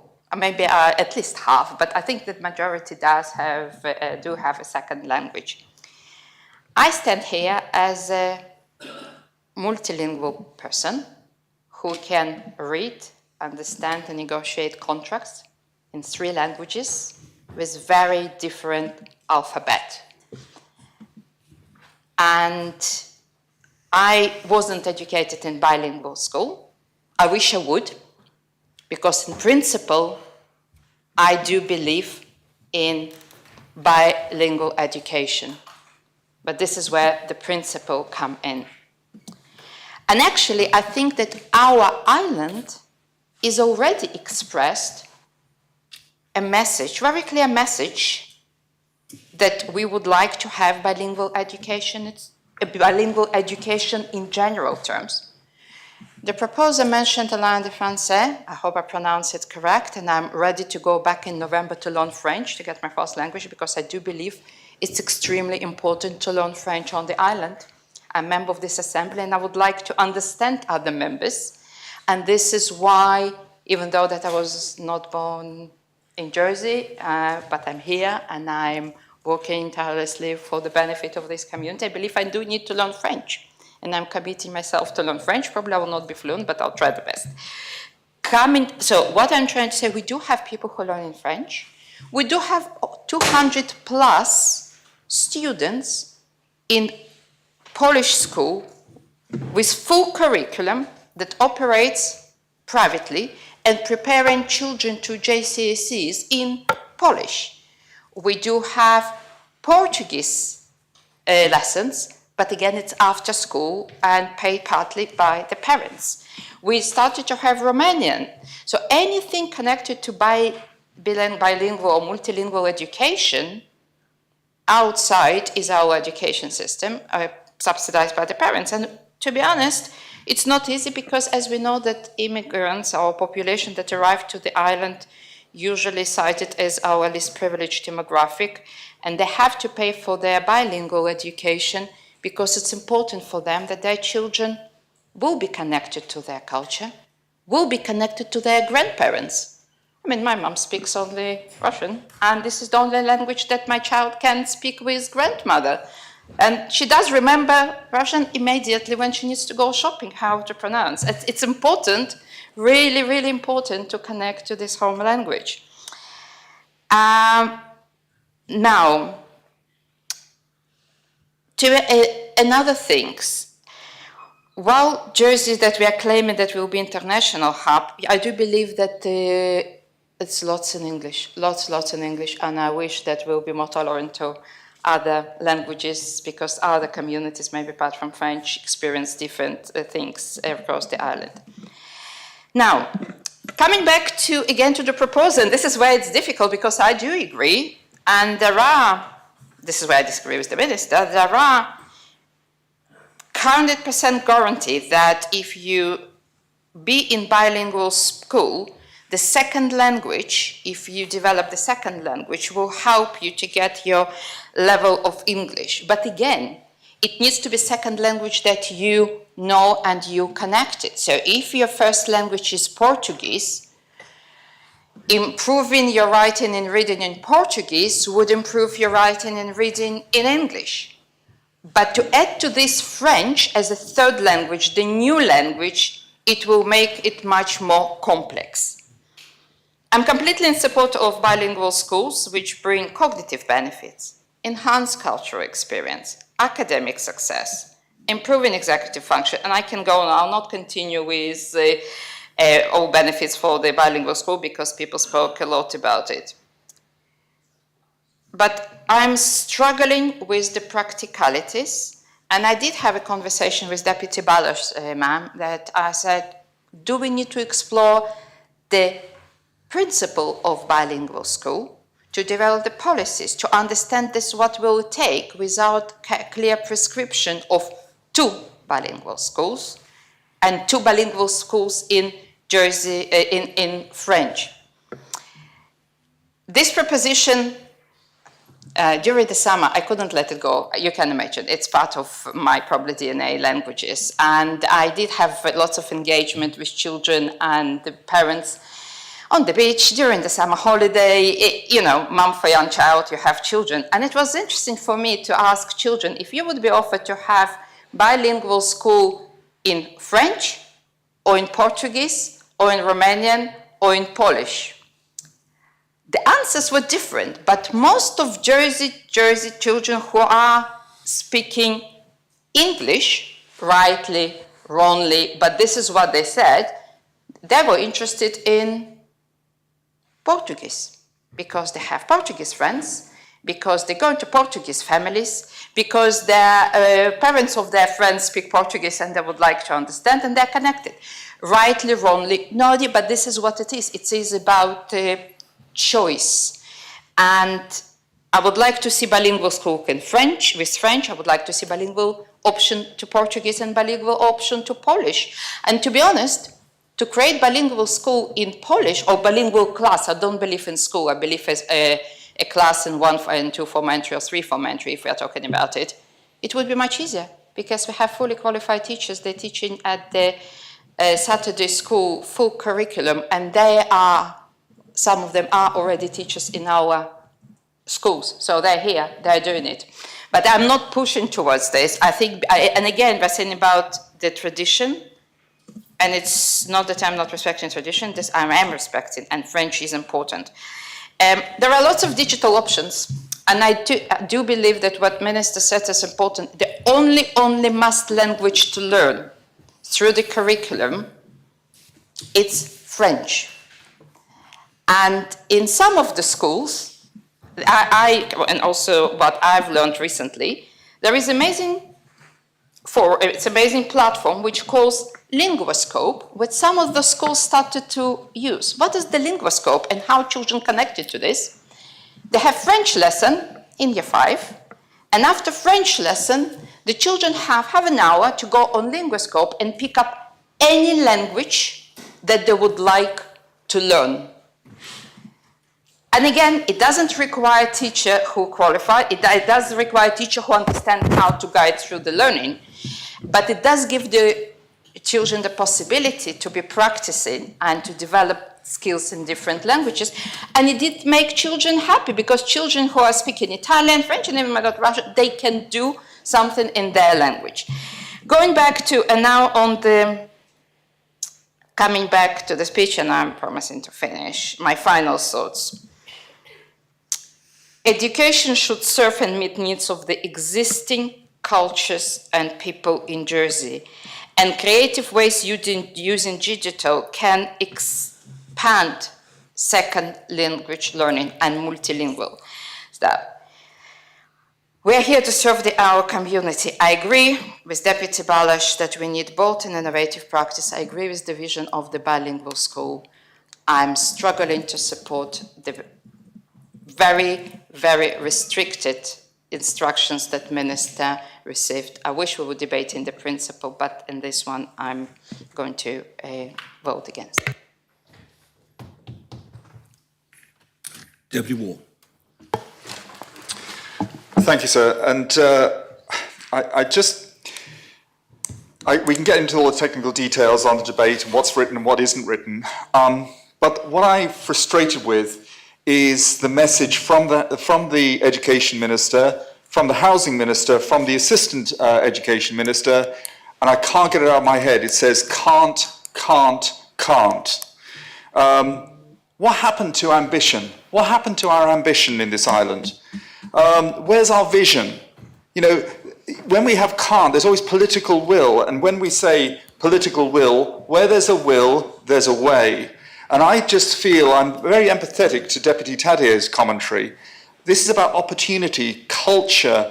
Yeah, I've written down here road signs. You know, at some point, are we going to see this stuff in French and we're going to switch over to English because we don't recognize our own cultural heritage? As I say, I'm really concerned about the fact that our Education Minister, I'm looking for the word vision. I was hoping he'd be a visionary. I don't see that here.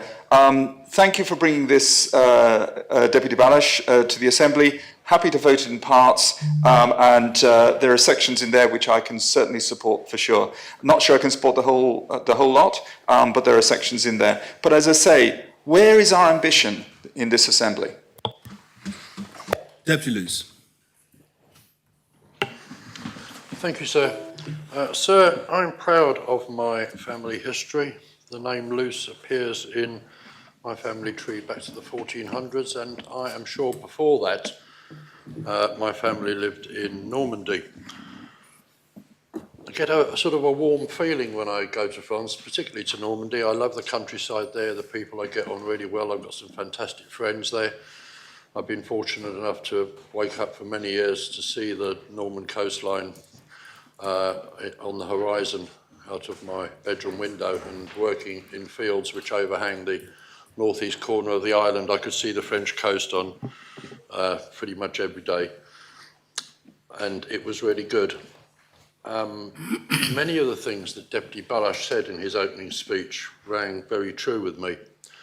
I wasn't a great scholar, but I came out of school with a reasonable grasp of French, which I didn't really put into action until I started work delivering my oysters into France. And when I did that, I found that a lot of my language skills, what I had of language skills, came back to me. But when Deputy started talking about immersion, it did come back, because it's only when you have, as I happened to be, an accident, didn't involve injury, but an accident with a vehicle I was driving in a trailer, and it meant I spent 4 days in France figuring out how to get things repaired and back home without any help from anybody else. Your language skills certainly improve very, very quickly.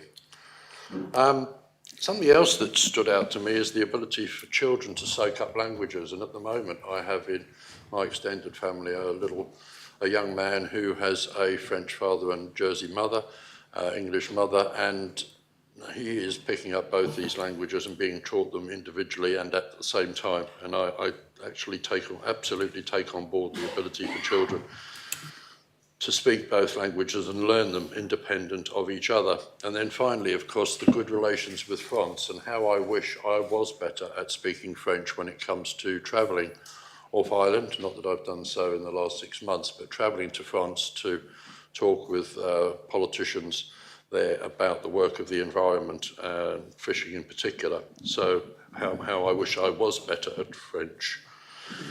I shouldn't have been surprised, sir, that the Deputy brought this proposition, because some may remember back to the days, heady days before the last election, where he and I and others, many others in my case, stood side by side to fight the election. And I was then in those days a member of the Progress Party, and we shared a joint manifesto where bilingual schools were included, and I signed up to that.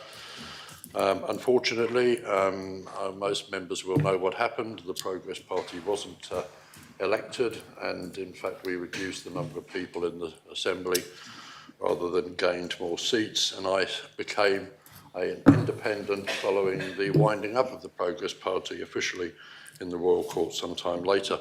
So while I did have a manifesto to stand on, I think it's right to say to members that I don't feel quite as aligned to it as I did then. And in some ways, I'm pleased to be able to say that I'm not aligned to it, because I do worry about some parts of the Deputy's proposals, laudable though they are, and in many ways I can agree with much of it. But so I worry about finding the teachers to do what is proposed here, and Deputy Mezek outlined that it's not just teachers, it's everybody else that works in schools to help, who would have to be equally bilingual. I worry about the catchment areas, and we've just had, some people must have read my notes, but I worry about the catchment areas affecting places like St Martin's School and other Trinity schools, St John's School. How the catchment areas are notoriously difficult at the moment as they are. Changing them makes that even more challenging for parents. I worry about the changing priorities for this government should this happen, and how the Minister in particular would have to give up some of his other priorities in order to put bilingual schools on his agenda. I worry about the cost, and being selfish here, and I know through recent discussions that if more money has to be found for things, it may well be that the cost of that is shared around the Council of Ministers, and it may well affect me personally as the Environment Minister. And I worry about the head teacher survey, sir, and I've looked at it, and I appreciate that you get answers to the questions you ask, but it does appear quite clear to me that the head teachers of our island are not entirely satisfied with the proposals that are on the table. And I write down here that it's important to take people with you, and I know only too well that if you are going to take something like this forward, you would need not only your teachers, but especially your head teachers. So I'm going to leave it there, sir. I think I've explained my case. I very much would like to support this, because I am an optimist. I do like French. I love the country, and I know the benefits it can bring. But I'm also a realist, and I think there's a lot more work to do to this. A lot more discussions to be had before I could support it in this form. Thank you, sir. Deputy Miller. Thank you, sir. I don't intend to say a great deal, because several members since I returned have discussed the practical, logistical and financial implications of this proposition and the difficulties it would create for the education system. So I absolutely support the teaching of languages at all levels in school, but not just modern languages. When I'm of an age that when I was at school, we were still being taught ancient languages, and instead of doing 2 modern languages, I did French and Latin.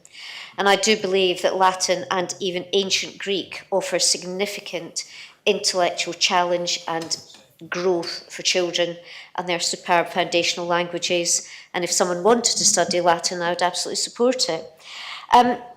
I'm not totally overwhelmed by the notion of language and culture. The idea that a French-speaking child will feel more Jersey than a Jersey-born child who doesn't speak French, I find unlikely. I don't speak Gaelic, and I don't feel for 1 nanosecond any less Scottish than someone who does speak Gaelic. So I think your language ability is not about who you are and where you're from and your extreme sense of nationality that I know some of us have, or strong sense of nationality that some of us have. But sir, I don't support this proposition, and actually I'm the complete opposite, polar opposite of Deputy Ward. My problem with this is that it lacks ambition. The world is an increasingly smaller place, and we want our children to explore it. Surely we want our children to go out and travel the world and see it. We want them to go further than France and French-speaking countries. And that's why I'm perhaps surprised at Deputy Ward's comments. I believe he's very well travelled in the scope of his own business. And it's not just within travel. Even children who are, if we want our children to stay here and have successful careers here, but even someone with a career in Jersey could be dealing with clients in the Middle East or China or Hong Kong or Singapore or in any number of other countries. And that's not just in financial services, although clearly it is an issue there. I had the great privilege of going to the Middle East just over a week ago.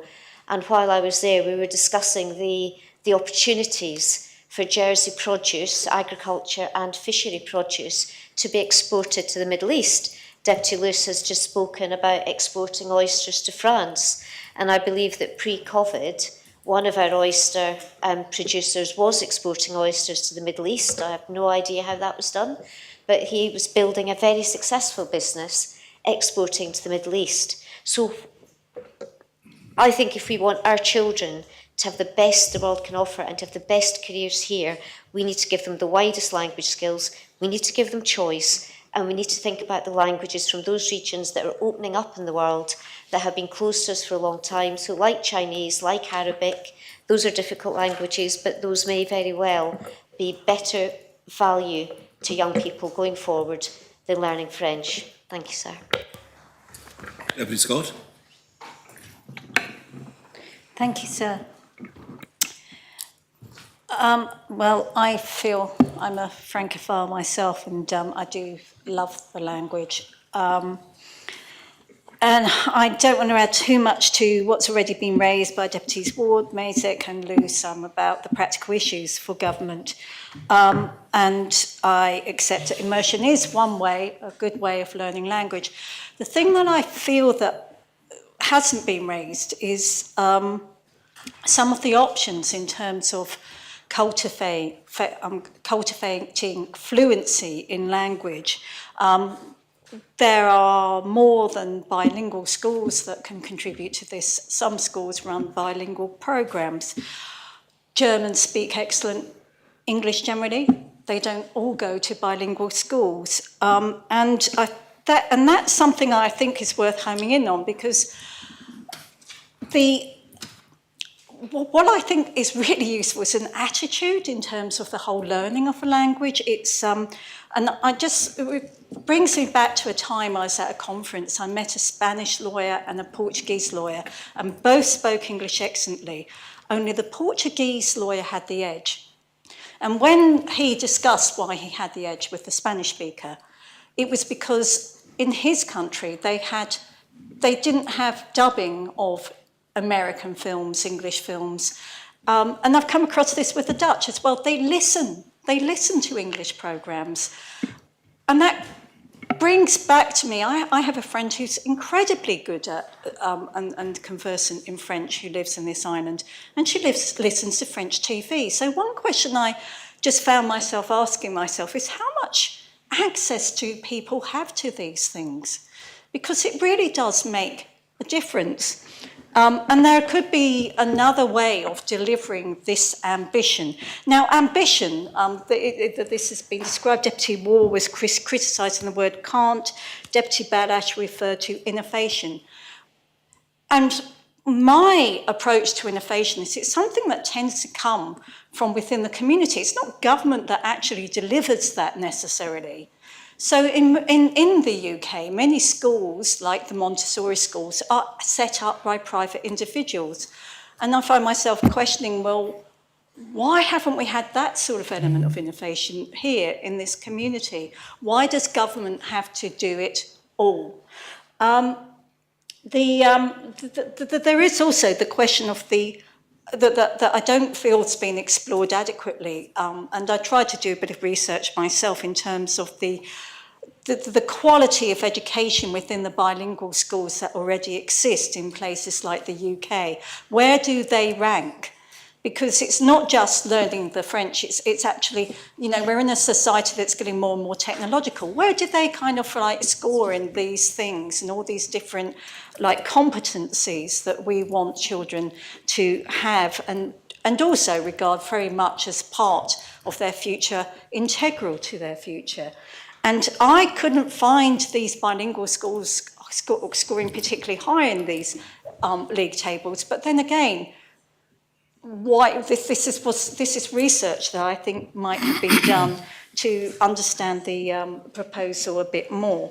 The funding of the survey. Now, if I'm correct, I recall that there was some sort of survey that was funded at the public expense in the past, and then now that there's a inquiry about, well, what might we have another one? And I have a bit of a concern there because I'm thinking, well, what if there isn't public support and we've diverted money towards that? You know, that I don't think that is particularly a good look. And what would be given up in the education's budget? And I'm very kind of nervous about some surveys because often people might say, yeah, we think this is a great idea, and they're not actually appraised of the practical difficulties and of the unforeseen consequences, or indeed even the foreseen consequences that have been raised here that maybe they should be considering too. So the final point, I mean, I noticed that in the report there was something about officers not saying that there is a problem, they would implement anything this States Assembly decides. But I would remind people that government officers are required to be impartial, but they do give advice. They have given advice here, and that is impartial advice, it's practical advice. One final point was that there was a concern that was expressed by Deputy Balash that Jersey would end up indistinguishable from communities in England. There are many communities in England, and I think many of those communities do have their own identity. Some of them do actually carry on speaking dialects and languages that are different. And indeed, they are innovative in many ways. And so I realise I was not born here, I'm very aware of the differences in the culture, but I perhaps for that reason, or perhaps because of my knowledge of communities worldwide and of the speakers that I've come across who are incredibly proficient in English worldwide, I don't perhaps share that fear that Jersey will lose its identity as a result of not having bilingual schools.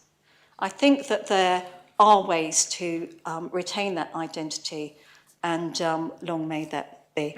Thank you. Deputy Coles. Thank you, sir. French is considered a romance language, which is a coincidence as this is a romantic idea. A nice to have, but not essential. And this says a man who is on the day of his 3rd wedding anniversary. Education is best when there is participation at home. We hear children are already entering primary schools with lower levels of numeracy and literacy than would be expected because parents either do not have the time or the skills to bring on their children's education currently in English. How will these parents cope if they have to participate in a language that they do not speak themselves? As the Deputy mentioned in his opening remarks, languages are best learnt in an immersive environment where they are exposed to a language at home, at school, and in the wider community. There would be limited students that would be exposed to French in this way. If we are considering a bilingual school, shouldn't we be considering Portuguese bilingual school, given our wider and larger Portuguese community? I draw members' attention to the proposition. Part A uses the term in principle, however, becomes very directive in that it requires at least two bilingual schools. But what if the results of the survey required in Part B indicate that there is only enough provision or requirement for provision for only one school? Does that then mean Part A has failed because it is not delivering the at least two schools that it wants? Or would we be forced to open two schools which are underpopulated and then would draw resources away from our other already overcrowded schools? I'm also very concerned by the Deputy's financial and manpower expectations.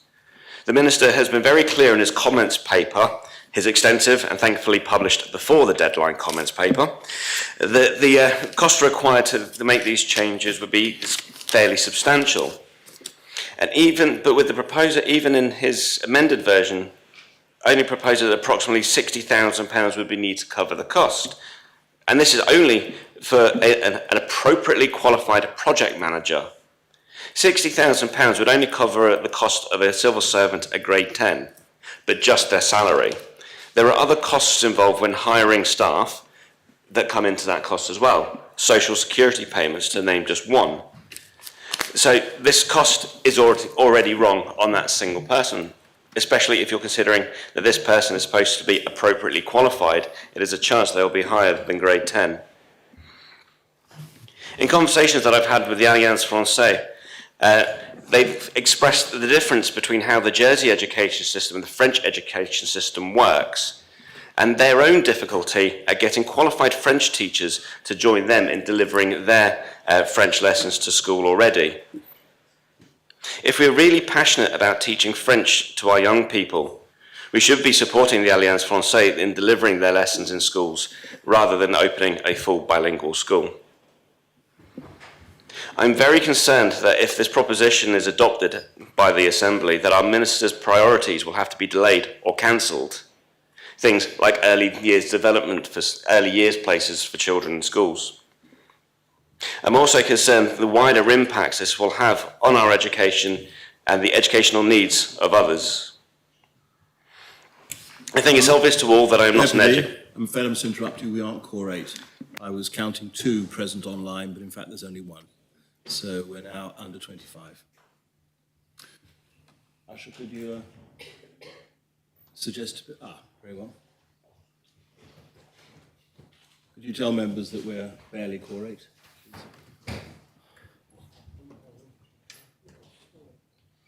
So I confirm online presence. Yes. Very well, we're now core 8. Please do continue, Deputy. Thank you, sir. I appreciate for a lot of members that it has been a long day and we are likely to be back tomorrow. So where was I? So I think it is obvious to all, sir, that I am not an educator, and I do not necessarily believe that it is the work of politicians to direct educators in how they carry out their work. We're responsible for providing them with space, support, and most importantly, funding to deliver education to all that are legally required to receive it and those that want to develop in later life.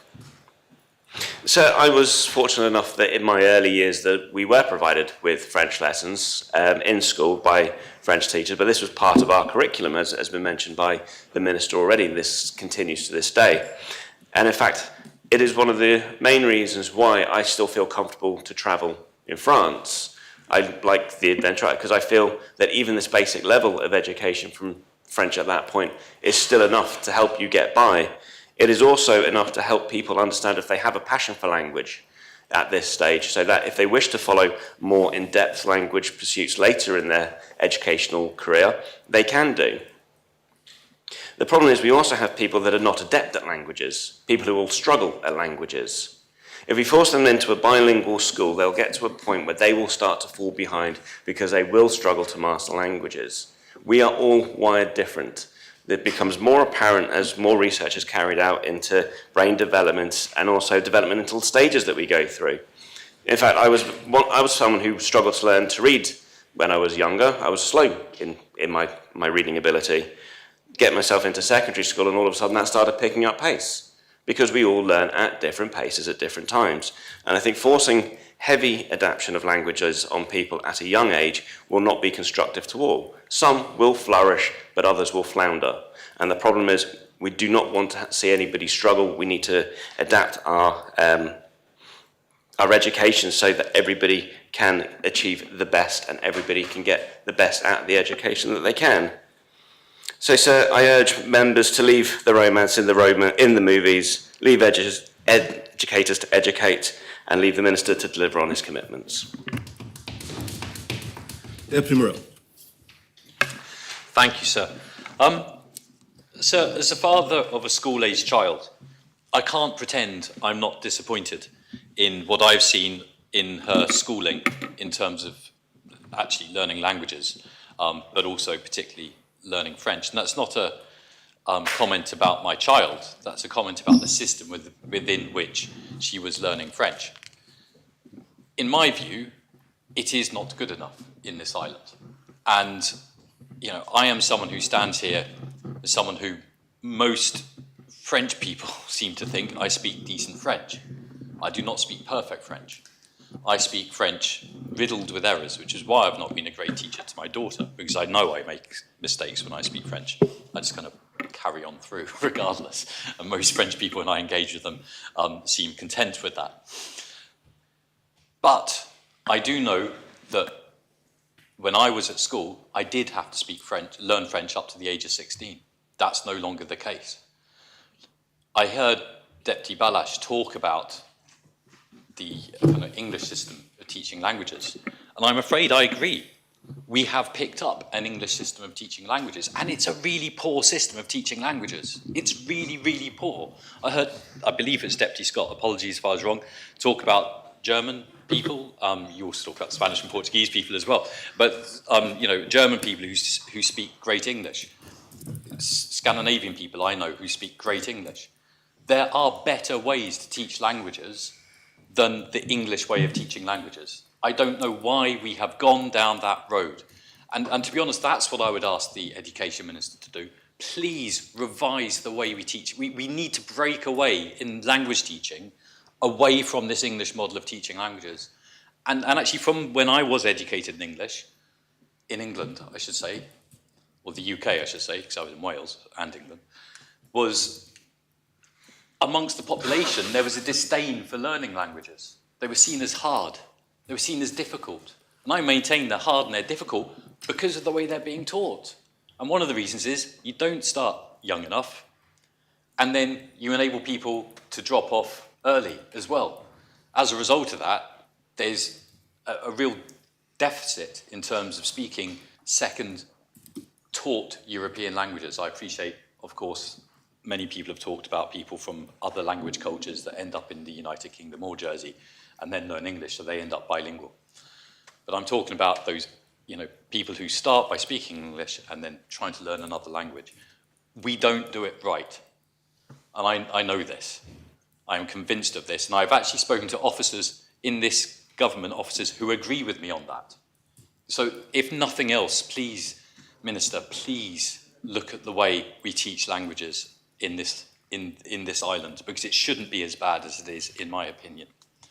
One thing to Deputy Cole's perspective about, you know, people find maths hard, etc. Yes, so why do we let them carry on? There was a logic there, which was, oh, people aren't born language learners. Therefore, why should we make them carry on? Well, I'm not a born maths learner. I was forced to carry on.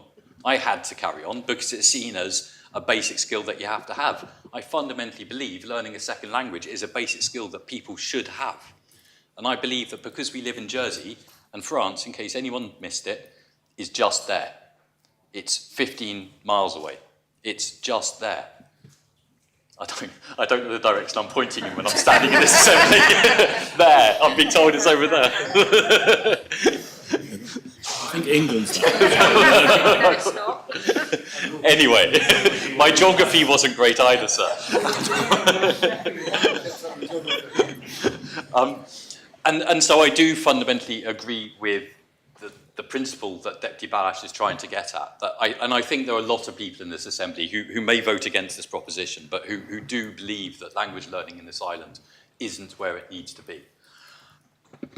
I have spent, as many members will know, a large part of the last few years trying to build relationships with principally Brittany and Normandy, but also in Paris as well. And I've been I'd like to think relatively successful at that. And the reason is because I speak error-ridden but fluent French. And they really, really appreciate it. And I know this from the conversations I have with people. I know this from the fact that I have politicians in France who are happy to text me. They do so in French. They do so in English. They phone me. They do so in French. They do so in English. They feel comfortable. I have conversations where sometimes I just revert to English because I know they know enough. But then I'll pop back into French and they're doing the same as well. And it's fascinating. It's enjoyable. It's so rewarding to be able to reach out to another country and build relationships. But I do know that because we have had decades of, I'll call it a new phrase to put into the education dictionary, under-teaching. I've decided I'm going to create that though. Because we've been under-teaching or under-educating in French over the years, I know that there are not enough business people in this island, there are not enough government officers in this island who speak French to a point where they can do business or work with people in France.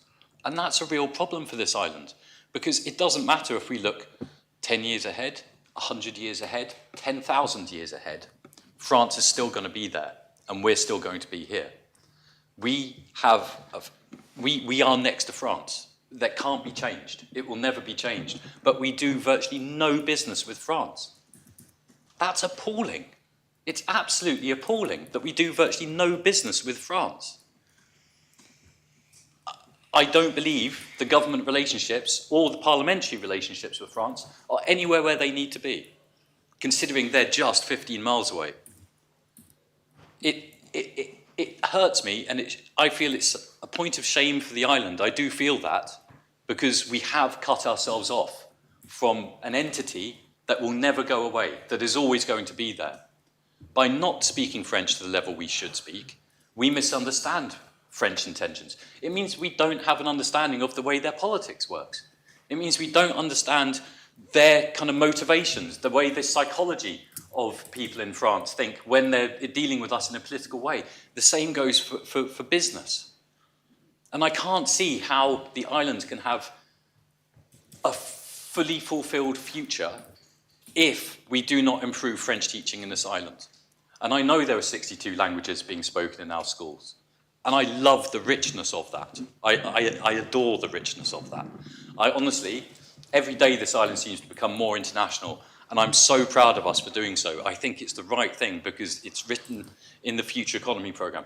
The future of this island is international. It has to be international. We cannot be protectionist particularly, and we cannot be isolationist. We have to be international. Excuse me, but Connotab has just voted to make a financial contribution to Merci. And so you can. I'm sorry, Connotab. Connotab has voted to make 2 further financial contributions, one for the use of unparliamentary language and the other for the phone. So can I just be assured it will be recorded on Hansard? I may take 10 seconds extra, sir, at the end, if I reach that far. I don't intend to, but in case I do. And so I do, what I'm trying to say with all of this, what I'm trying to say is that I do believe French has to have a stronger presence above all other second languages in Jersey. I don't buy into this, all other languages should be equal. And the reason I don't buy into that is because France will always be just there. And it is in Jersey's interest to be able to build across the population, I don't care which direction it's in now, like, across the population, it's right that we have a stronger level of French speaking. Because we're denying ourselves opportunities. By not being able to do business with France, we deny opportunity to grow the economy of this island. It's self-defeating. We deny ourselves the ability to engage in that political process properly because we don't speak French well enough or easily enough. And it's something that I really feel has to change. I really want it to change. I really want people to understand the importance of geography when it comes to economics, the importance of geography when it comes to political relationships. And yes, Chinese is really important. And yes, Spanish is really important. Of course. These are truths as well. But a greater truth is that France will always be there. And basically, it's easier to do business with the people next door than it is with the people the other side of the world. It will always be easier to do business, but for some reason we have made it so difficult to do business because people just don't know how to speak French. That means they are intimidated, they don't want to pick up the phone to inquire with the business in France as to how they may engage with them. And I know it's not just me doing this. I know there are other states members building these relationships who feel just as passionate about it as I do. But I do worry, if a couple of us leave the Assembly, what then? We just give up on France? We just pretend it's not there anymore? Is that what we do? Because I think that would be incredibly damaging to our island. I think we have damaged our island over the past 50 years or so during this decline. I think it has damaged this island. We could be richer in monetary terms, you could be richer in cultural terms, if we had maintained the understanding of French to the level that I believe it should be at. Sorry, sir, I thought there may be another interjection. I mean, could I make the respectful suggestion that the phone were to leave the chamber? I mean, yeah, thank you. Conatable, don't feel like you have to leave too. And so, I mean, those are effectively my points. In fact, the notes I've got here, I can't even read anymore. But it is effectively that. I do not believe that we teach French well enough in our schools, and I really would like the Education Minister to revisit that and to really look hard at that and to not see French as the same as all other languages. It isn't. And the reason is because France is just there. I want us to do more business with France. I want us to have closer political relationships with France. It's absurd that we now kind of have a fear around political relationships with France. It's absurd that we have suspicion. I don't believe you would have ministers making silly threats that they did, and I mean French ministers making silly threats that they did a few years ago, if they had a greater understanding of us than we had of them. And there was willingness there, in Paris as well.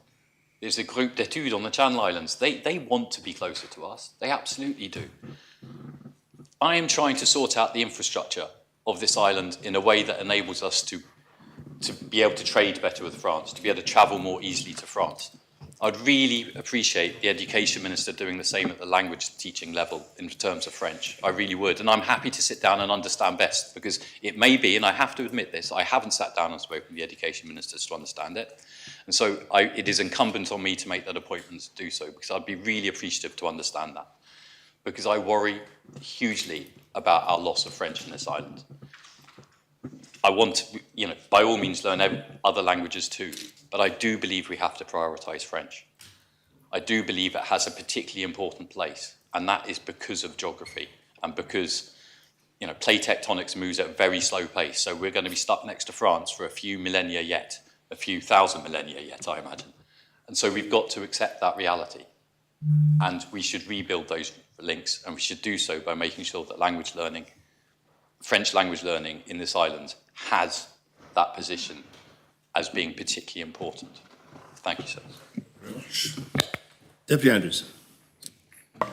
Thank you, sir.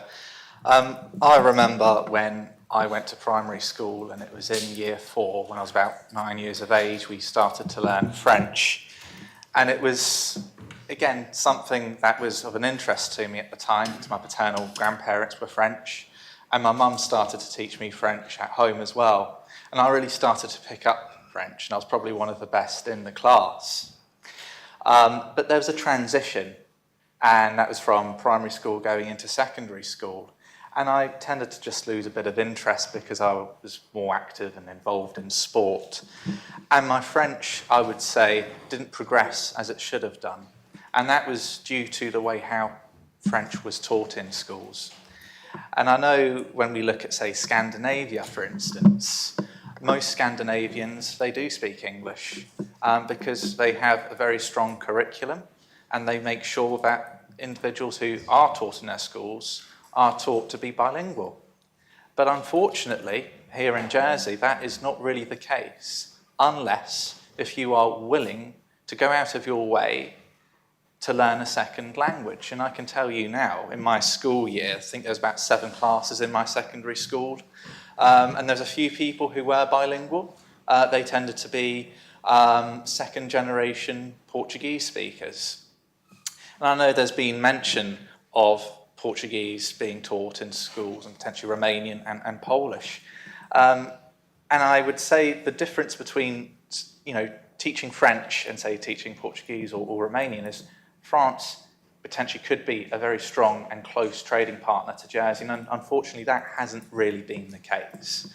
And I know from my grandparents' time, for instance, who were agriculture workers in the 1960s, the French farmers would often come over to Jersey, and the Jersey farmers could speak French. And, at the time, the surnames of the farmers were again, originally from France, and they came over here, and there was that connection. But as we've seen with agriculture, it's dwindled, and it's really contracted compared to where it used to be, sadly. And even the agriculture sector itself has seen a change in terms of the recognition of languages, because now we don't see so many French agriculture workers compared to previous generations, and now we see a more cosmopolitan look, for instance, where we are recruiting people from the Philippines, and we've been left with no choice but to go further afield due to the fact that it's a very labour-intensive job.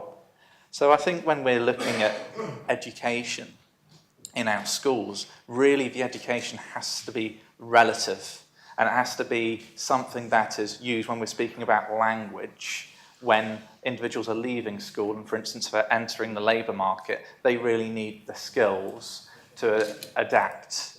And I think with Jersey, unfortunately, the way how French is taught, most school leavers might be picking up French initially in school, but then when they leave school, I'd say most individuals tend to forget the French that they have been taught, because there is a very cosmopolitan culture. And that's due to the fact that we are seeing more push-pull factors, more people are coming into Jersey, and we can see there is a plethora of different cultures. I think that's very good, because again, I'm very much a pro-cosmopolitan, but then I think at the same time, it's probably harder to maintain French speaking as a language in the island, because we have evolved as an island. And of course, we're seeing trade become transnational, not just in Europe, but further afield as well. When we're looking at, say, some of the financial service companies, they have individuals, for instance, who are originally from Asia, and they have Asia clients who, again, it's very beneficial to those firms, because they've got individuals who are bilingual, but it's, again, not in French, because the world has become more expansionate and hyper-globalised. And I think that is a very beneficial thing for Jersey. I know there are a number of French speakers in here who, again, would like to see French being taught in schools, and also to see connections with France in terms of trade. And I think that's becoming more difficult due to the fact that there are less French speakers here in Jersey, and we've also seen the figures of the number of French speakers in a number of reports. I know my mum, for instance, is bilingual, and she also feels it's paramount that we should be teaching children French in schools. But then, of course, there is a real issue when it comes down to the capacity. Who is going to teach for students? And I think that, again, is a question that would have to be answered by the proposer of this proposition, because you're most likely going to have to recruit probably from the UK, and then do you potentially then displace teachers who are teaching domestically at the moment in one of our schools as well. But I also wanted to just mention one thing that just came into my mind last night when I was thinking about the proposition. And I remember being in secondary school, and there was a group of about 9 of us.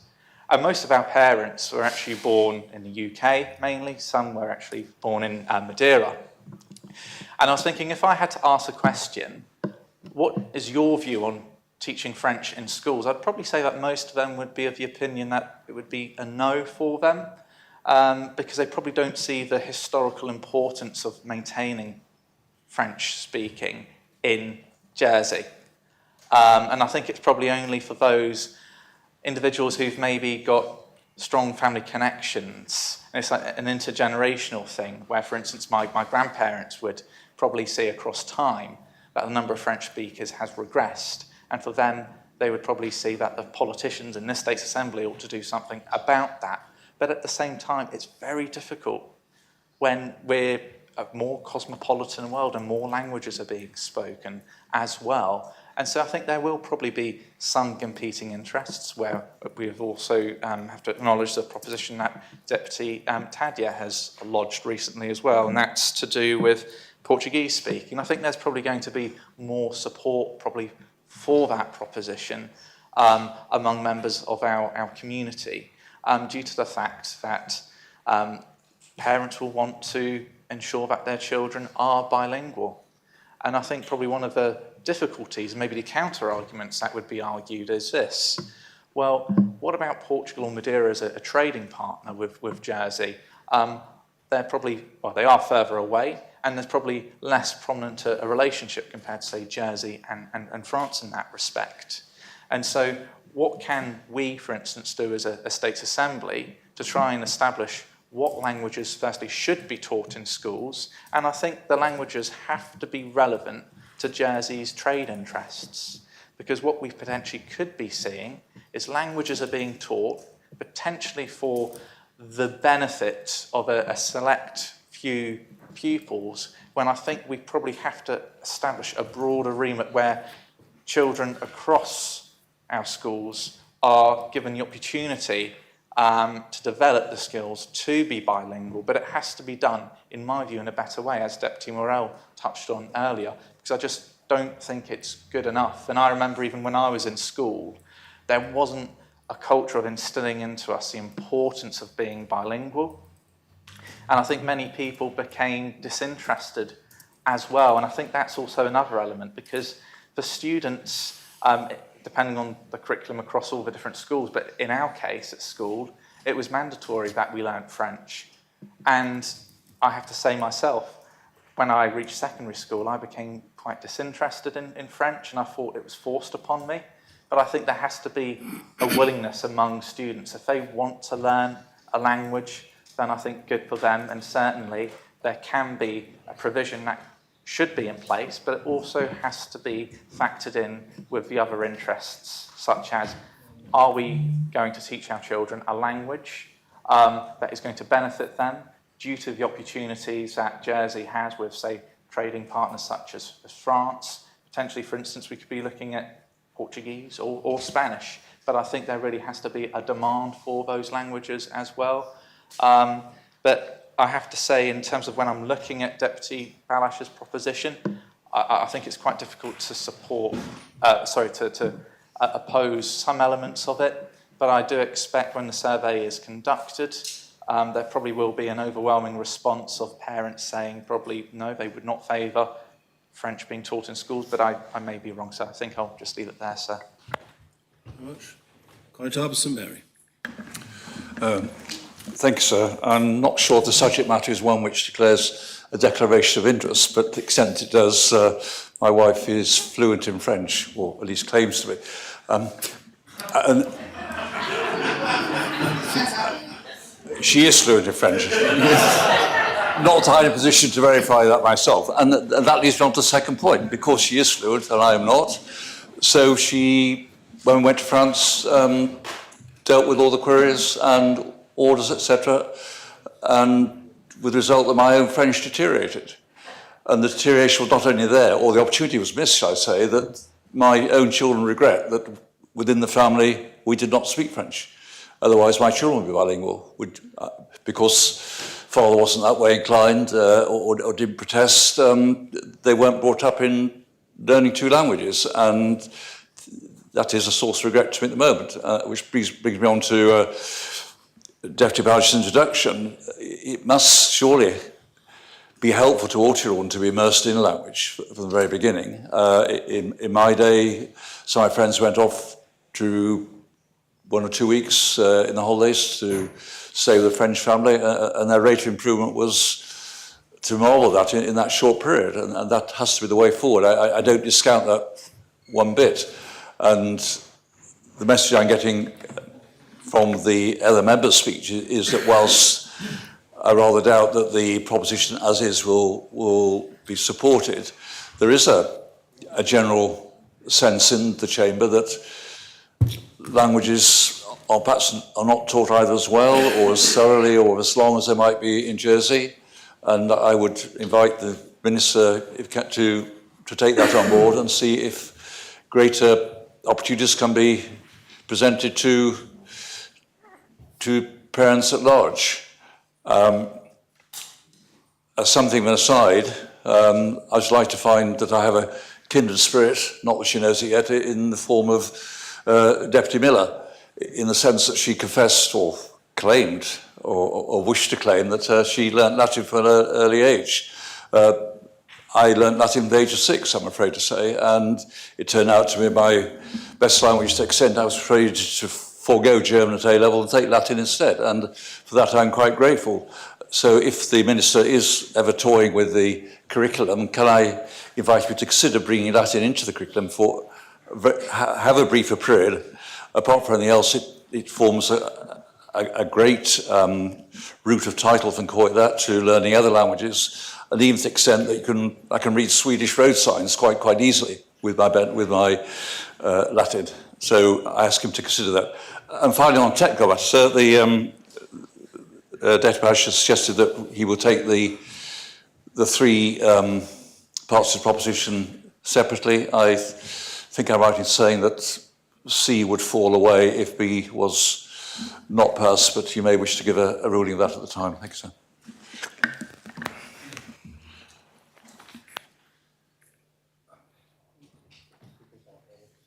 Yes, it does seem to me that C is dependent upon B because B sets out the survey and C isn't enacted unless there is a survey outcome.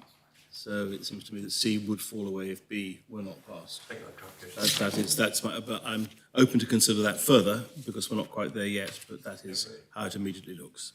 Thank you. Conor Taberson-Taylor. Thank you, sir. I'm aware of steam coming out of the Minister of Education's ears.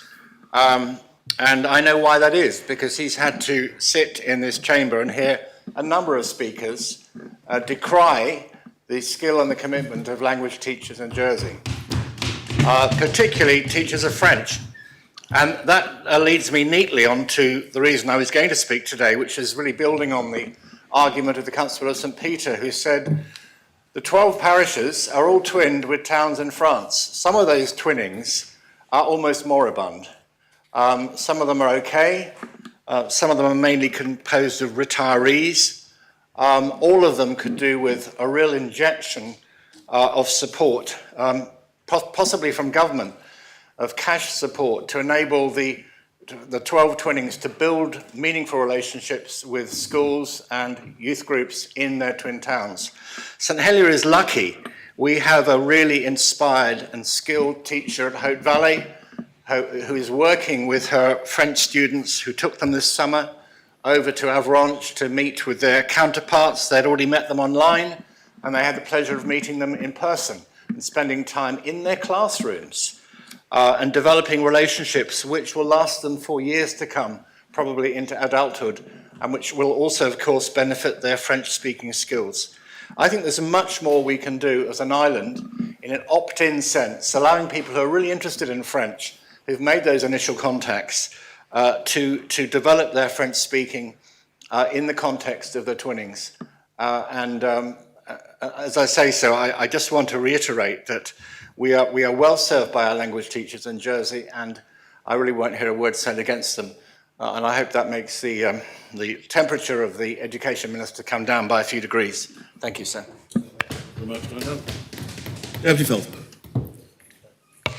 Thank you, sir, and I'm pleased to follow the previous speaker because I too was getting more and more concerned about some of the statements being made that seem to be just merely on personal opinion around the standard of teaching in our schools. And I fully support the Education Minister and our teachers and our head teachers in schools. There's lots, I think, to pick out from this debate that I want to pass comment on. I think it's important to remind ourselves at this point in time, following on from some of the speeches that we've just heard, that French and Gériès are the only languages currently on the primary school curriculum. And indeed, it's my understanding that in the past 5 years, 1,455 pupils, so that's almost 1,500 pupils, have achieved their French GCSE. And that being 271 this year alone. So I do question the research that has been done by members that have stated that currently there is not French teaching in our schools. I have to actually respond to what Deputy Waugh said around our Education Minister lacking vision. He obviously doesn't speak to our Education Minister on a very regular basis because there is no other person, I don't think, in this chamber that has more vision and more passion for our education system than our current Education Minister. But I would like to turn to the practical notes around this particular proposition and the amended proposition, which is talking about conversion of at least 2 primary schools into bilingual schools, with progressively phased introduction of bilingual tuition in those schools to begin with reception classes. Do us sitting here think realistically that reception classes would be the best classes to effectively try out and have a bit of an experiment with? Reception classes with children learning English, learning how to read and write for their first time, going home probably to English or other language-speaking parents, parents speaking in other languages, and certainly not speaking French at home, or very few of them speaking French at home. So I do question the practicality of that and why the bringer of this proposition thought that reception class would be the best class to start with there. I've heard other members suggest that they may support a survey being conducted. We've already heard about the pressures on Statistics Jersey, the pressures on the Education Department. And I personally think that this would be something that is not appropriate for us to be asking our Minister to be prioritising at this point in time. I would like to make the point that I think that the proposition completely misunderstands the practicality of what is being asked for. Deputy Coles quite rightly said it only suggests that the costs would be for a project manager. Now, having worked in government as a project manager and knowing how projects such as this are progressed within government, I feel quite qualified to say that it wouldn't just be a project manager that would be involved in this particular project.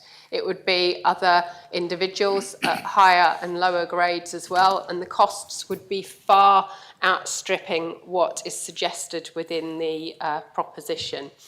I would actually have more sympathy for this proposition if it was being brought as a government plan amendment or a budget amendment, because then the proposer would have to say where the money was coming from and what wouldn't be done in order to undertake this work. I think that's really important, that as an assembly, we understand that we do have finite resources. If we agree to do this right now, that means that other work will have to stop. I also think it's really important that schools are autonomous. The right people to be making decisions about schools are head teachers. They're the people that should be taking decisions. Some decisions are quite rightly political decisions. We made some political decisions earlier today in propositions that were right to be coming to this assembly. But decisions around how schools are being run, around school curriculums, I don't believe that we are the best people to be making those decisions. The best people to be making those decisions are educationalists, certainly not us. And then the other point I wanted to pick up upon is, as a St Helier Central representative, within my constituency, my schools are multilingual. We've got several languages that are being spoken in our schools on a daily basis. Putting this additional pressure on our schools just would not be feasible. So I would like to ask the bringer of the proposition to talk about catchment areas, how that would be managed, how equity of access to this opportunity would be managed, because I don't think that that has been thought through. I think that this is a nice idea, it sounds lovely, but it is wholly impractical. Thank you. Connétable and Brillard. Thank you, sir. I congratulate Deputy Balash on bringing this proposition, whereas this is not the case with the Minister's total negative stance on the matter. Notwithstanding that, sir, I'm not an educationalist and can only make personal observations. I was brought up in a semi-French speaking household, and I would say that it's been of great advantage to me in life so far, in commercial terms, and indeed latterly in political circles, it continues to do so, particularly with my membership of the Assemblée parlementaire de la Francophonie, where I join others in encouraging the continued use of French in the island. In common, sir, with my colleague from St. Peter, I too enjoy my parish's twinning links with the Norman town of Granville and the regular exchanges that take place when the boats are running. It's of enormous value, I think, both to us and to them. When I go there, I meet with French politicians socially, and I think it can do nothing but good. So I'll concentrate my comments on the economic benefits of improving the French teaching offering to children of a young age in Jersey, and I'm pleased to align myself with the comments made earlier by Deputy Morel. I don't, sir, believe at the moment it's up to an acceptable standard, and maybe the Minister could provide evidence at a later date, later time, if he differs with that opinion. It is something I believe should be benchmarked. The economic benefits are based on the fact that France, as has been suggested in early speeches, is only, 30 miles that way to Granville, 15 to Carteret that way, and 40 to St Malo that way. There is a desire for Jersey people to travel there and a desire for French residents to come here. I've noticed that the standard of English spoken by French visitors seems to be much better than in previous years. So maybe we should be looking to their education system to understand how it works there. Further enhancement of our economic links with France are much dampened by our inability to speak the language. We're missing out on commercial activity. We're missing out on cultural and sporting activity. Our air transport links with France are non-existent, and we are in the process of discussing sea transport links, which are presently all we have. Much commercial dialogue takes place informally, and I consider it important that when young people complete their schooling here, that they would be in a position to converse both in a formal and informal way with our French neighbours. I was so disappointed in the Minister's response to this proposition, and note that it was only on page 13 of his comment that he alludes to possible alternative approaches. So I would ask him to keep an eye on those, and I think we as members should press him if this proposition is not successful to follow those three particular items up. We need, in my view, to move away from total Anglicisation of our island and take advantage of our close proximity to France. There is significant advantage to be had from developed relations. Cost always, sir, has to be a consideration, and the Minister has made much of this. I would say, sir, that equal weighting needs to be given to the value of our education in the French language. It's easy to ignore the value and focus on the costs. I do rather wish, sir, that the Minister had been rather more positive in his response to the proposition and would suggest that it is for him to dictate policy in his department so that his school heads can work to it. I would conclude by urging the Minister to work, as I suggested before, on those 3 paragraphs on page 13 of his comments, and let us know in due course how they will be addressed. I'll be supporting the proposition, sir, and urge other members to do the same and give a clear signal to the Minister that he needs to do more. Thank you, sir. Deputy Alves. Thank you, sir. I want to start by addressing some of the comments about the survey element of this proposition. And I think I can start by saying that we all agree that if the results of a survey were to be credible, that the survey would need to be run well. Now, I've got some information from the chief statistician on this, and he started by saying that it would be necessary to define what we mean by preschool children. So is that children who have yet to start school or those currently at nursery? To conduct a survey of the parents of these preschool children, it would first be necessary to develop a sampling frame for the parents of preschool children. A sampling frame is a list of the population of interest. So, for example, a list of the addresses of all the parents with preschool children, from which a random sample could be selected. Such a list of the parents of preschool children does not currently exist and would need to be created. He goes on to say that it would probably be possible to construct such a frame by bringing together data from records of vaccinations, from schools and other information held by government, but this would require an agreement from various data owners and putting in place data sharing agreements and a data protection impact assessment. Our experience of data sharing is that this is not a quick process and can be resource intensive.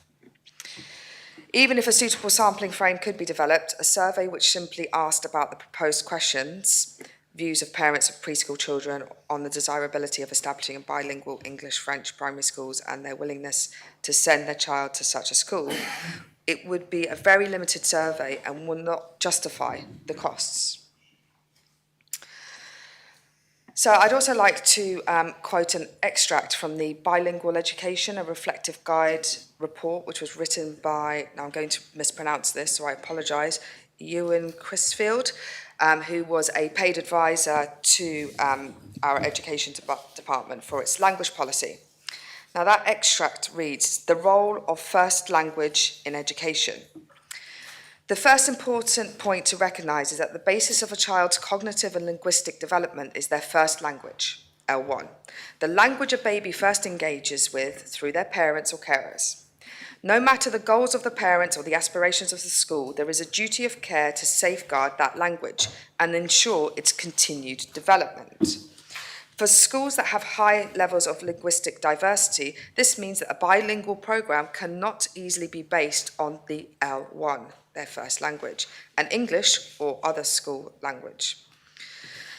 If these schools want to consider developing a bilingual programme, they need to carefully consider the tension surrounding the growth of L1 and the addition of potentially 2 new languages through education, and what additional support would be needed for each of those languages.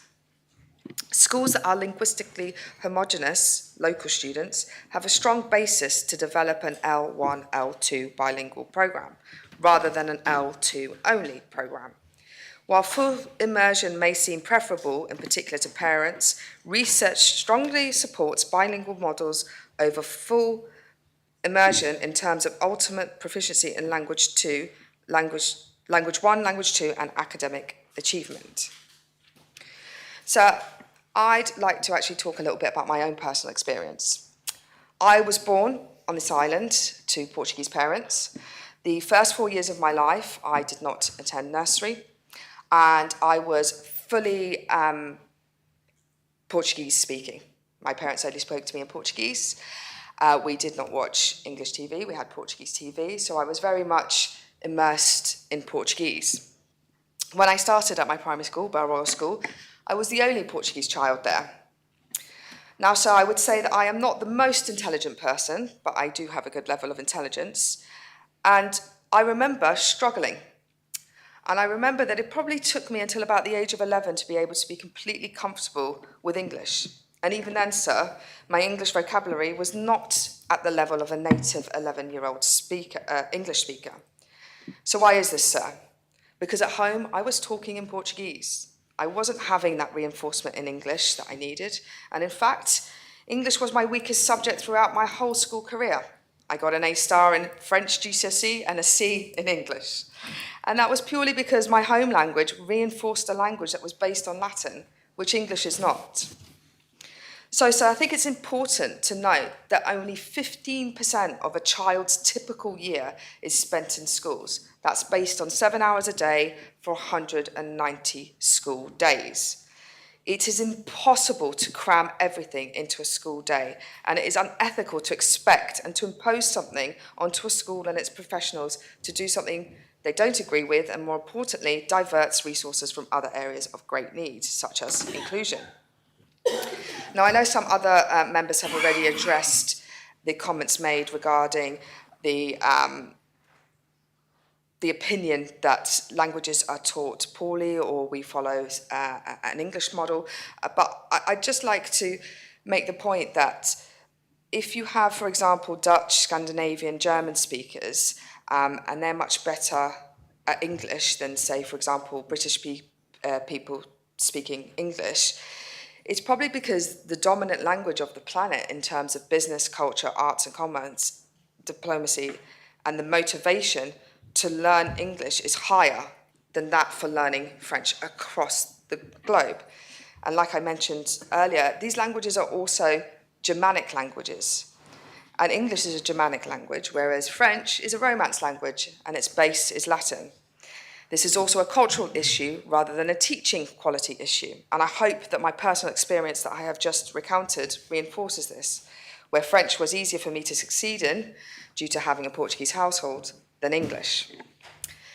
So, sir, to repeat some of the words that have already been said in this assembly, we can all have ambition and vision, but ambition and vision does not mean that you will have positive outcomes and that resources needed will miraculously materialise. Finally, I'd like to remind members that irrespective of this proposition, and like the Minister mentioned in his speech, there is nothing to stop a school from approaching the Minister with a business plan, having undergone the appropriate work with the agreement of staff and parents to develop a bilingual school. That is irrespective of this proposition. So, sir, I would urge members to reject all parts of this proposition. Thank you. Thank you very much, Deputy. Does any other member wish to speak on the proposition? No other member wishes to speak? Yes, please, sir. Deputy Joseph? Yes, please, sir. Yes. Yes, please, sir. Yes, Deputy. So, it's a point of procedure, sir. We're coming up to 5:30. Would it be worth asking Deputy Joseph and the Deputy Balash whether they're content that we stay tonight to finish, or should we just listen to Deputy Joseph? Well, I think if you wish to make that as a proposition, I'm content to take it as a proposition so members know where they stand. Do you wish to do that, Deputy Teddy? It's not really within my... So I prefer to hear from Deputy Balash, perhaps, and Deputy Joseph to see whether they'd want to come back tomorrow or finish tonight. Well, I think it might also be helpful. Is anyone else looking to speak? Deputy Joseph wishes to speak. Obviously, Deputy Balash will need to respond. Are there any other members looking to speak in this debate? No one is indicating a desire. Sorry? Oh, so I assumed you'd press a button, Deputy Sutton. You would wish to speak? Right. Well, we have therefore two speakers plus, of course, the reply. So it may not be material, but I must say that I would prefer to adjourn at 5:30 in order to collect my thoughts before making my closing submission. So could I propose the adjournment? I mean, I know Deputy Joseph probably put his light on before I did, so we should probably give him the right to speak now or tomorrow. But I would like to propose the adjournment. Well, let's. If you sit down now, Deputy, let's establish. Deputy Joseph, you've probably followed the discussion that's going on. There is the suggestion that we might adjourn now until tomorrow morning, or because you put your light on and I called on you, you could speak now if you wished to. Which would you prefer to do? That's very kind of you, sir. As I will be in the Assembly in person tomorrow, it might be better, might just encourage members, I may well have the opportunity of summarising some of my remarks. So it may be a quicker set of remarks, sir. Well, so I'm happy to do it tomorrow, sir, of course. Thank you very much. Thank you for asking. Deputy Ward, do you have a point you wish to make? Yes, sir. I wanted actually just to make an announcement to the Assembly members that I'm going to be withdrawing P.68 2024 because we've managed to negotiate with the government, and I just want to make that announcement tonight to members. I will be circulating an email tomorrow morning. Well, that is obviously helpful, but there are other things to get to before we get to P68. Very well. Is the adjournment proposed? Yes, sir. Very well. The Assembly will stand adjourned until 9:30 tomorrow morning.